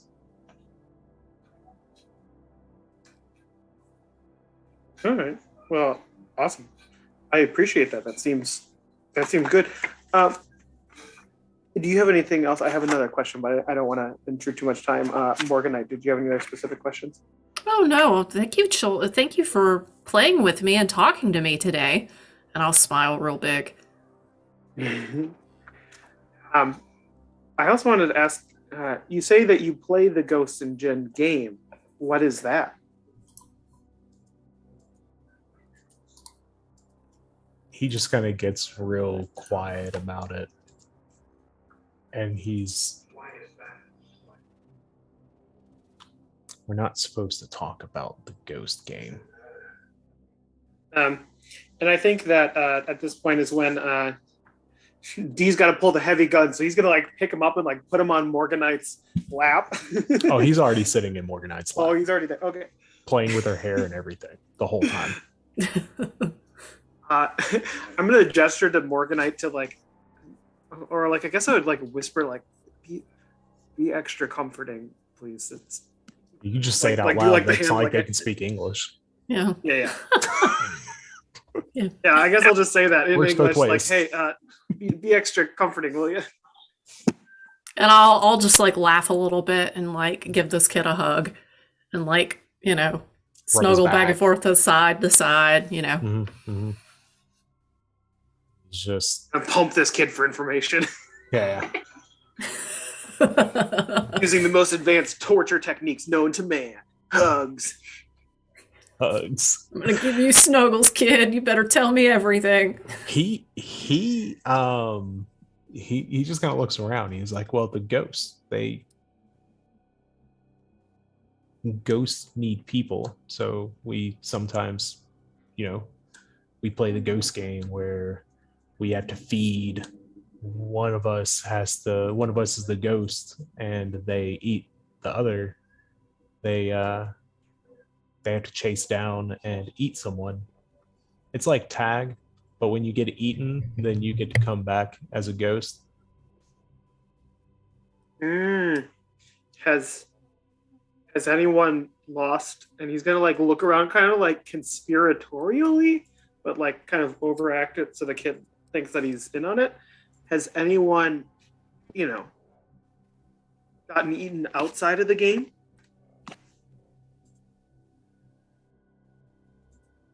No, not at all. Ghosts eat people, but And the ghost hasn't eaten any people. no. Is he telling the truth? As best you can tell, yeah. I mean, Okay. you could human it, and no matter what you roll, yeah. I mean, your human's high enough. He's a child. Your human's high enough, and you gave I him am candy. smarter than this fucking child. This child and cannot you lie gave to him all me. candy. So yeah, absolutely. No, he is being honest. He is telling you the truth as he knows it. The Okay, ghosts perfect. have not eaten anyone. Yet that he knows of. Okay. I think that answers my question. And I guess at that point, like to make sure things like taper off in a good way, I'm like gonna tickle the child and like pick him off the lap and then like chase him a little bit or something, so that way he doesn't think anything weird about the whole thing. Okay. Yeah, and you just keep playing the game. While all that's going on, Butch, did you go back inside? Did you go back inside the building? Were you outside the building? Where did you go? Well, I stepped out to talk to D to let him know, and then I probably would have headed back towards the building since kids are Meliella's in there outside. and the kids are outside. And where is Sergeant Heath? Is he Yeah. inside or outside? That's the next question. I'd probably be outside. Then I would go Uh, back inside, just to keep eyes on the nerd man, so that nothing bad happens to him. All right, you walk in and you see Malawan has he's taken off his body armor and Kevlar and kind of stacked him up against the wall. And he is down inside the hole, kind of digging away at these wooden slats and trying to work them back and forth and pull them. And, he's doing everything he can to get them out in a solid piece. Correct? Correct. Yep. Okay. The Mhm. the writing is the important part. He wants that. Right. So basically doing this Mhm. by hand. Yeah. Well, I guess And he first kinda things first is looks out of the hole. Oh, Butch, glad you're glad you're here. Would you mind helping me here? I could use a hand to dig up some more of this floor. I can help you, but you really need to be wearing your body armor. I know it's hot. I get it. It's a brick building. I need to be able to function. Could you get on with it? Look, if we've got to run, you're not going to have time to put on your armor. Okay? Well, then you better make sure we don't need to run. I don't have a say in that. Why don't you use one of these Then- tools, and I'll point at the wall at all the excavation tools on the wall. He's using the tools as appropriate. But Oh, okay. He's like it when he's doing it by hand. It is as a case of if I use a tool near this wood, I'm gonna chip It's going to something. break it or something. Yeah, Okay, exactly. gotcha, So gotcha. he's being extremely careful. So you think you can't protect us at all, Butch? Is that gun for show? Look, I didn't say that, but if Kind of sounds like you did. I don't have to be It's the kids- fastest. I it's just got kids to be outside. faster than you. All right. Well, make sure the kids outside don't kill us all, please. Yes. Well, if you're not going to wear your body armor, I can't make you. I can just strongly advise that is what is suggested. What do you need me to do? Start loosening the floor around here, but do not dig deeper than 6 inches, because we cannot wreck this floor. This is very important. Oh, it's a dirt floor, whatever. If you harm the wood, you don't want to know how much you will lose. This is insanely valuable. I'm getting paid the same either way, Doc.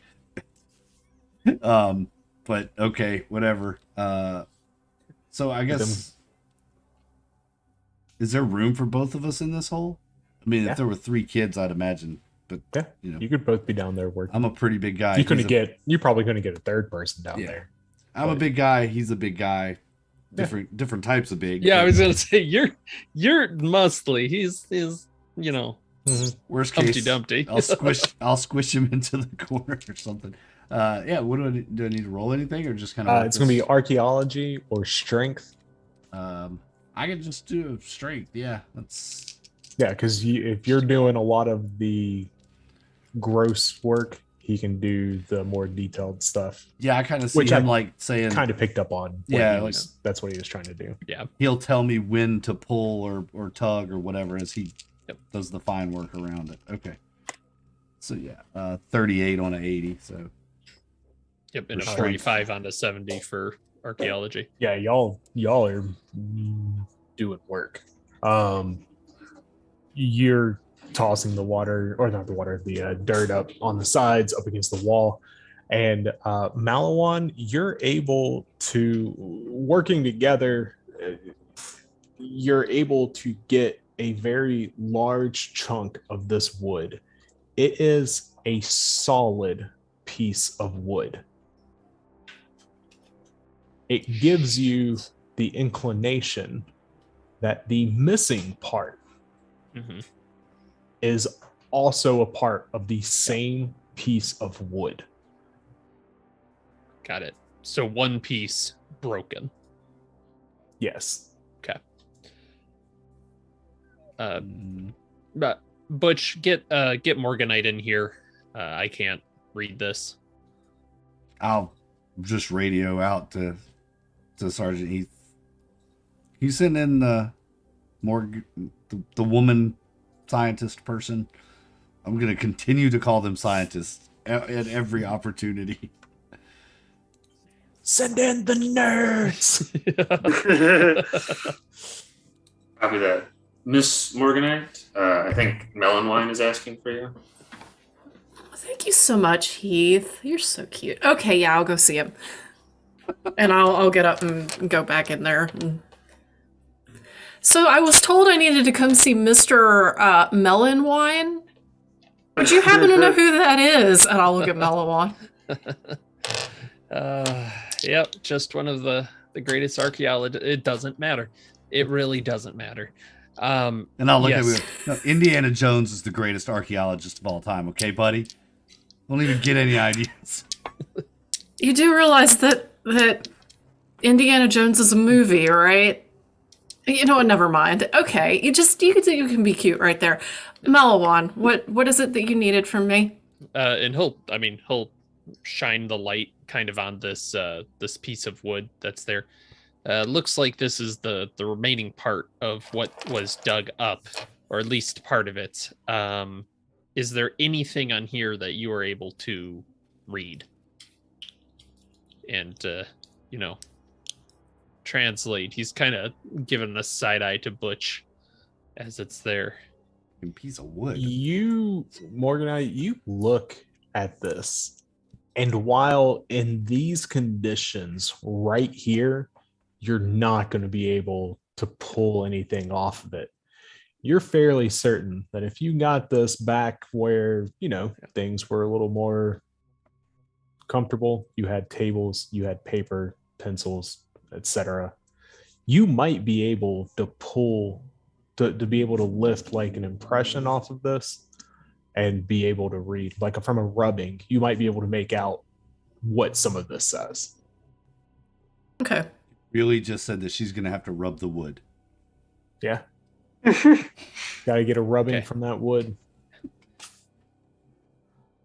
So, yeah, all right. I think I could read this if I could get somewhere where I had better light and some paper and pencils. I could get a rubbing. We need to secure this without the family knowing you.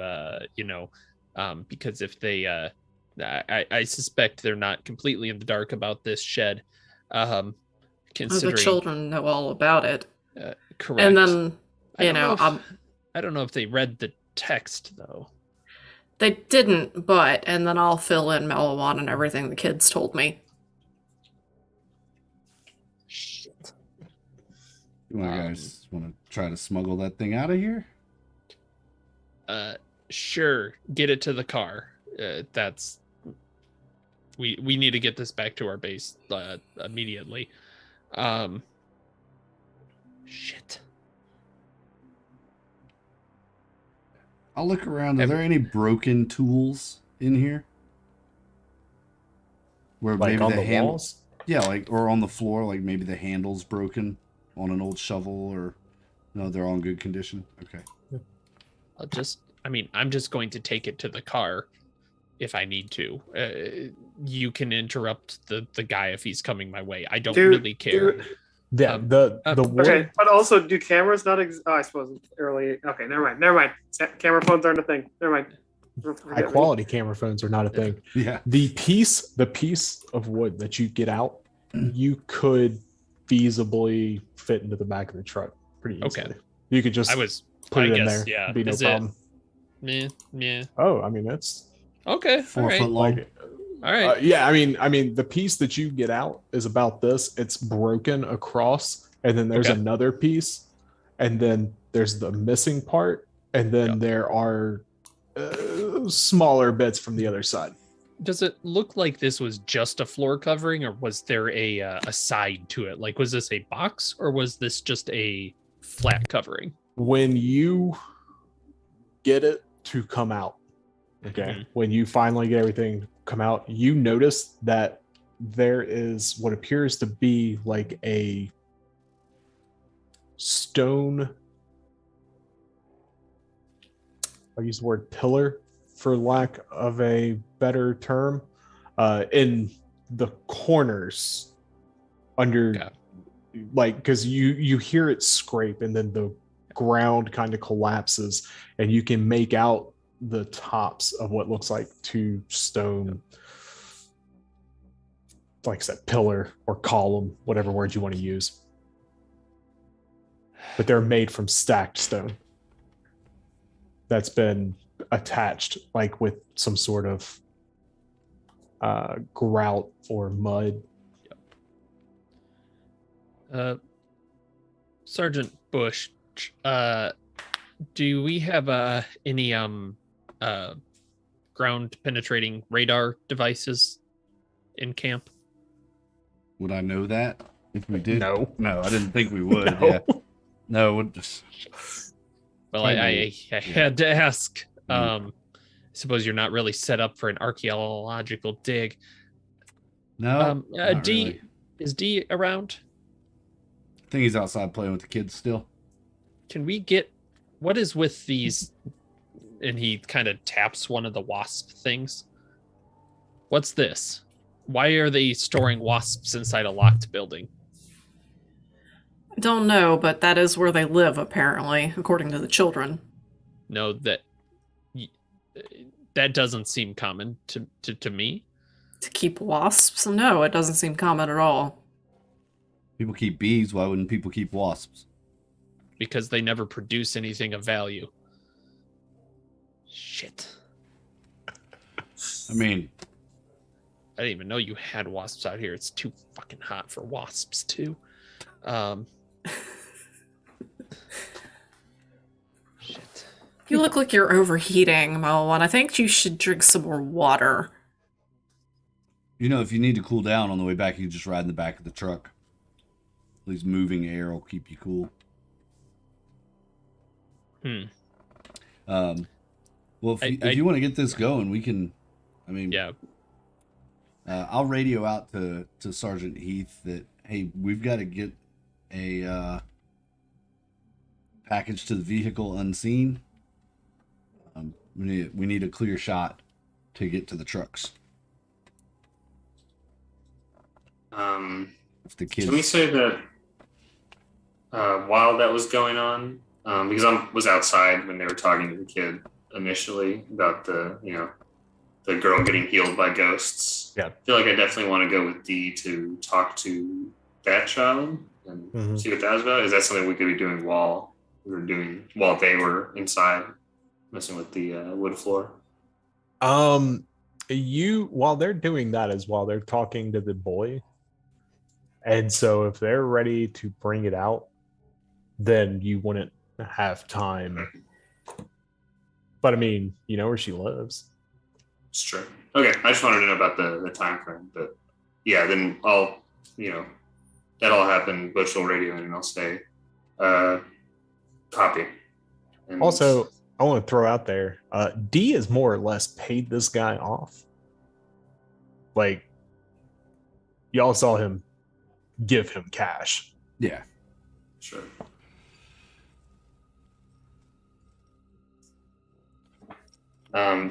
True, but if he sees us taking stuff that he thinks might be valuable, because the university's already paid them, right, for the thing. So I'm like, well, we're gonna have to bribe him more, maybe. I mean, the university already came through, got them paid for what they got. Yeah, I'm not that worried about it. You guys are. I'll just say, maybe it's slightly out of character, but I don't think Dee's too worried about it. He would just like come by and just fucking move the wood. It's fine. It's fine. You're like, I'll just talk to the guy if he makes a fuss about it. Don't worry about it. It's fine. It's just some wood. It's fine. All right. And then I'll tell Marion. What the hell's your name? Malawana. Malawana, yeah. To Mama Jana. to don your suit. Let's move. Yeah, I'm working on it. No, it goes like this, and I take the flak jacket and spin it around and get it on him right. Let me help you with that. You're All right. muted. Yeah, Agent Morganite, I'm not sure we should continue the dig if we are busy at base working on this. It might be best to come back tomorrow, considering we still have time before we are going to the university. That's true. You know what? I'm gonna do. If you guys, am I in the general area? Yeah, I mean, you're outside. I'll talk to the owner. I'll have him lock that place back up. That way the kids can't get in while we're gone. Excellent. Thank you. What time of day is it now? It's about 2:30 in the afternoon, Okay. late in the afternoon. It is disappointing to lose this much time, but I think we need to continue what we've been. God damn, there's a lot of red clay all over me now. God. You'll be fine. You'll be fine. And I'll actually like take my hands that are covered in clay and like smack him on the shoulder and then like smear my hand down on him. There. Actually, why is there red clay in here? We haven't run into red clay anywhere else. No, it's definitely only here. Yeah, the dig site doesn't have red clay. No, we haven't seen it anywhere but here. He says, looking at Butch and Heath out of the corner. Yes, we haven't seen. No, okay, I see. What? Red clay? What? This? I don't know that you weren't told. Like, for all I know, he's No. told you. Like, what are No, you talking so about? we are saying we have not seen red clay anywhere else. Butch doesn't want to chime in. Okay. There were, well, then you'll say there were bricks in the yard of the Yeah, the factory red made bricks. from this clay. But yeah, red bricks. Really? Okay, we need to figure out where they got that from. I bet they got it from this hole. Maybe. How many bricks can you get out of one small section? You'd be surprised. It's I like would 6 feet be. deep. These people are very resourceful. It's not a matter of resourcefulness that I'm concerned about. It's a matter of quantity. If they have other sources of this, we need to find it quickly. Well, I got a red brick drying on the roof of the truck, with footprint in it. So A red brick with footprint in it. oh yeah, I got it from down by the river. There's all these red footprints leading this And a way. van. You didn't think to. It's fine. I told okay. Sergeant Heath. Well, we knew the children were in and out of here a lot. They said as much. However, and I will relay what the children told me to Malwan.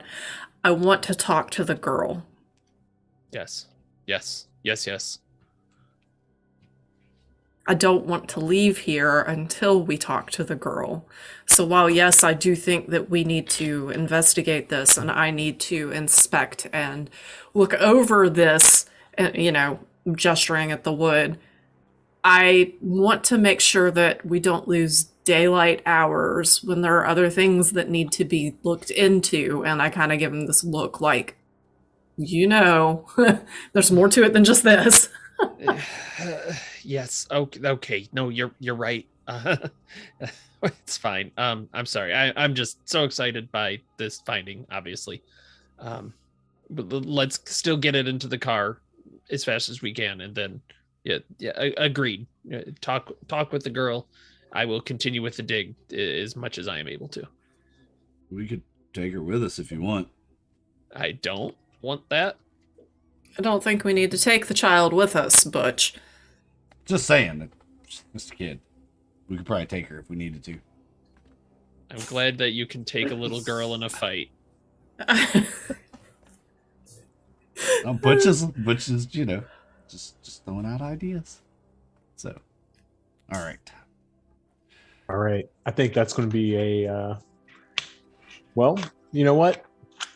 Are you guys, you loaded up into the truck. Are y'all going to stick around to try and interview the little girl? You got to find her first because all the kids have run off now. Well, if it's not easy to find her and it's not easy to locate these kids again, then I will probably go ahead and give up and decide to go and investigate this piece of wood. I'll say we could always come back. I mean, Yeah, you absolutely could. in the dark, and we can get her. What? Why not the just hell look at is him your- and I'm like, I'm going to narrow my eyes and I'm going to be like, you do realize that one, honey attracts more flies than vinegar, and two, we've already paid her father off. We can come back later and talk to her. This is you don't have to. Okay, whatever y'all want to do. I'm just, path straight shot, I think there's Kidnapping something is technically wrong our with job. this guy. I mean, yeah. So I'll if we're gonna leave, I'll grab the footprint brick off the roof of the truck, set it on the dashboard. Nobody else wants it. Anybody riding with me besides Wait, yeah, bring the brick along. Certainly, if you grab it. No, we need to look at that. Yeah, he's got the imprint. He said he put it on the Yeah, I dashboard. just brought it and Good. set it on my dashboard. Grab my leftover MRE and get in the truck and fire it up. Let's roll. Y'all riding the same Awesome. same spots going back? Yeah. Yep. All right. What about that archaeology roll that I made earlier? Oh yeah, thank you for reminding me. Okay. So, with that earlier, what you were able to uncover is while you're digging, you noticed that some of these bricks that are in the floor appear to be like some of them, the edges are curved down where the two bricks join. Okay. So they join, and where they join, they curve down. Okay. Mhm. Some of them are not. They are square, like they're square on top. They are completely flat. All right. It's something that you noticed it, but it's not something you necessarily noticed in the moment because there's all the heat and everything else going on. But tonight, once you get back to, Apache, you kind of put together, you're like, some of those bricks are upside down. Like the flooring, like that subfloor, whatever that was, some of them are upside down. Okay. All right. All right. I think that's going to be a good place to leave off for tonight, because it's what 3:30 and 3:30 in the afternoon as you guys are getting ready to leave. Yeah. Yeah. And there's still a whole, shit, that's like, you might as well have 12 hours ahead of you, right? Excellent. No point in letting one go to waste. All right. So with that, did anyone fail any rolls tonight? I failed an the alertness. demolitions. All right. So D4 -1 for any of those failed rolls. But you don't, not yet. Not yet. Not until you get back to Apache. All right. So Oh yeah, I found the search. yeah, you did. Yeah, you did. Yeah. And I know Lucas failed demo. Yep. I managed to fail archaeology with a 70, so Good job. Yeah, keep it Like a fucking keep it- champ. my eyes.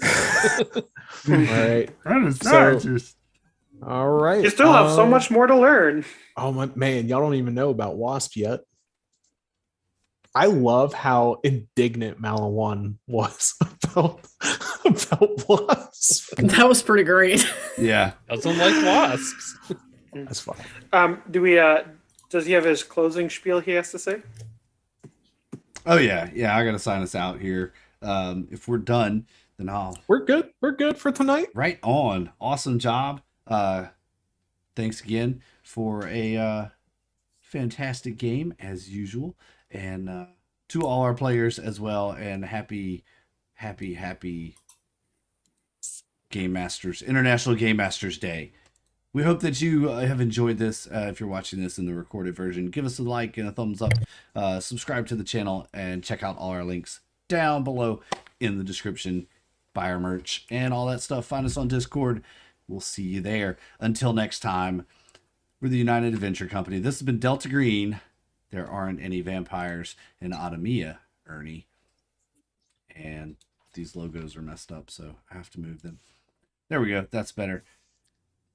Don't forget, deception is a right. Truth is a privilege, and innocence, that's just a luxury. Until next time, folks. We're the United Venture Company. Stay out of our dungeons. Good night, everybody. Night.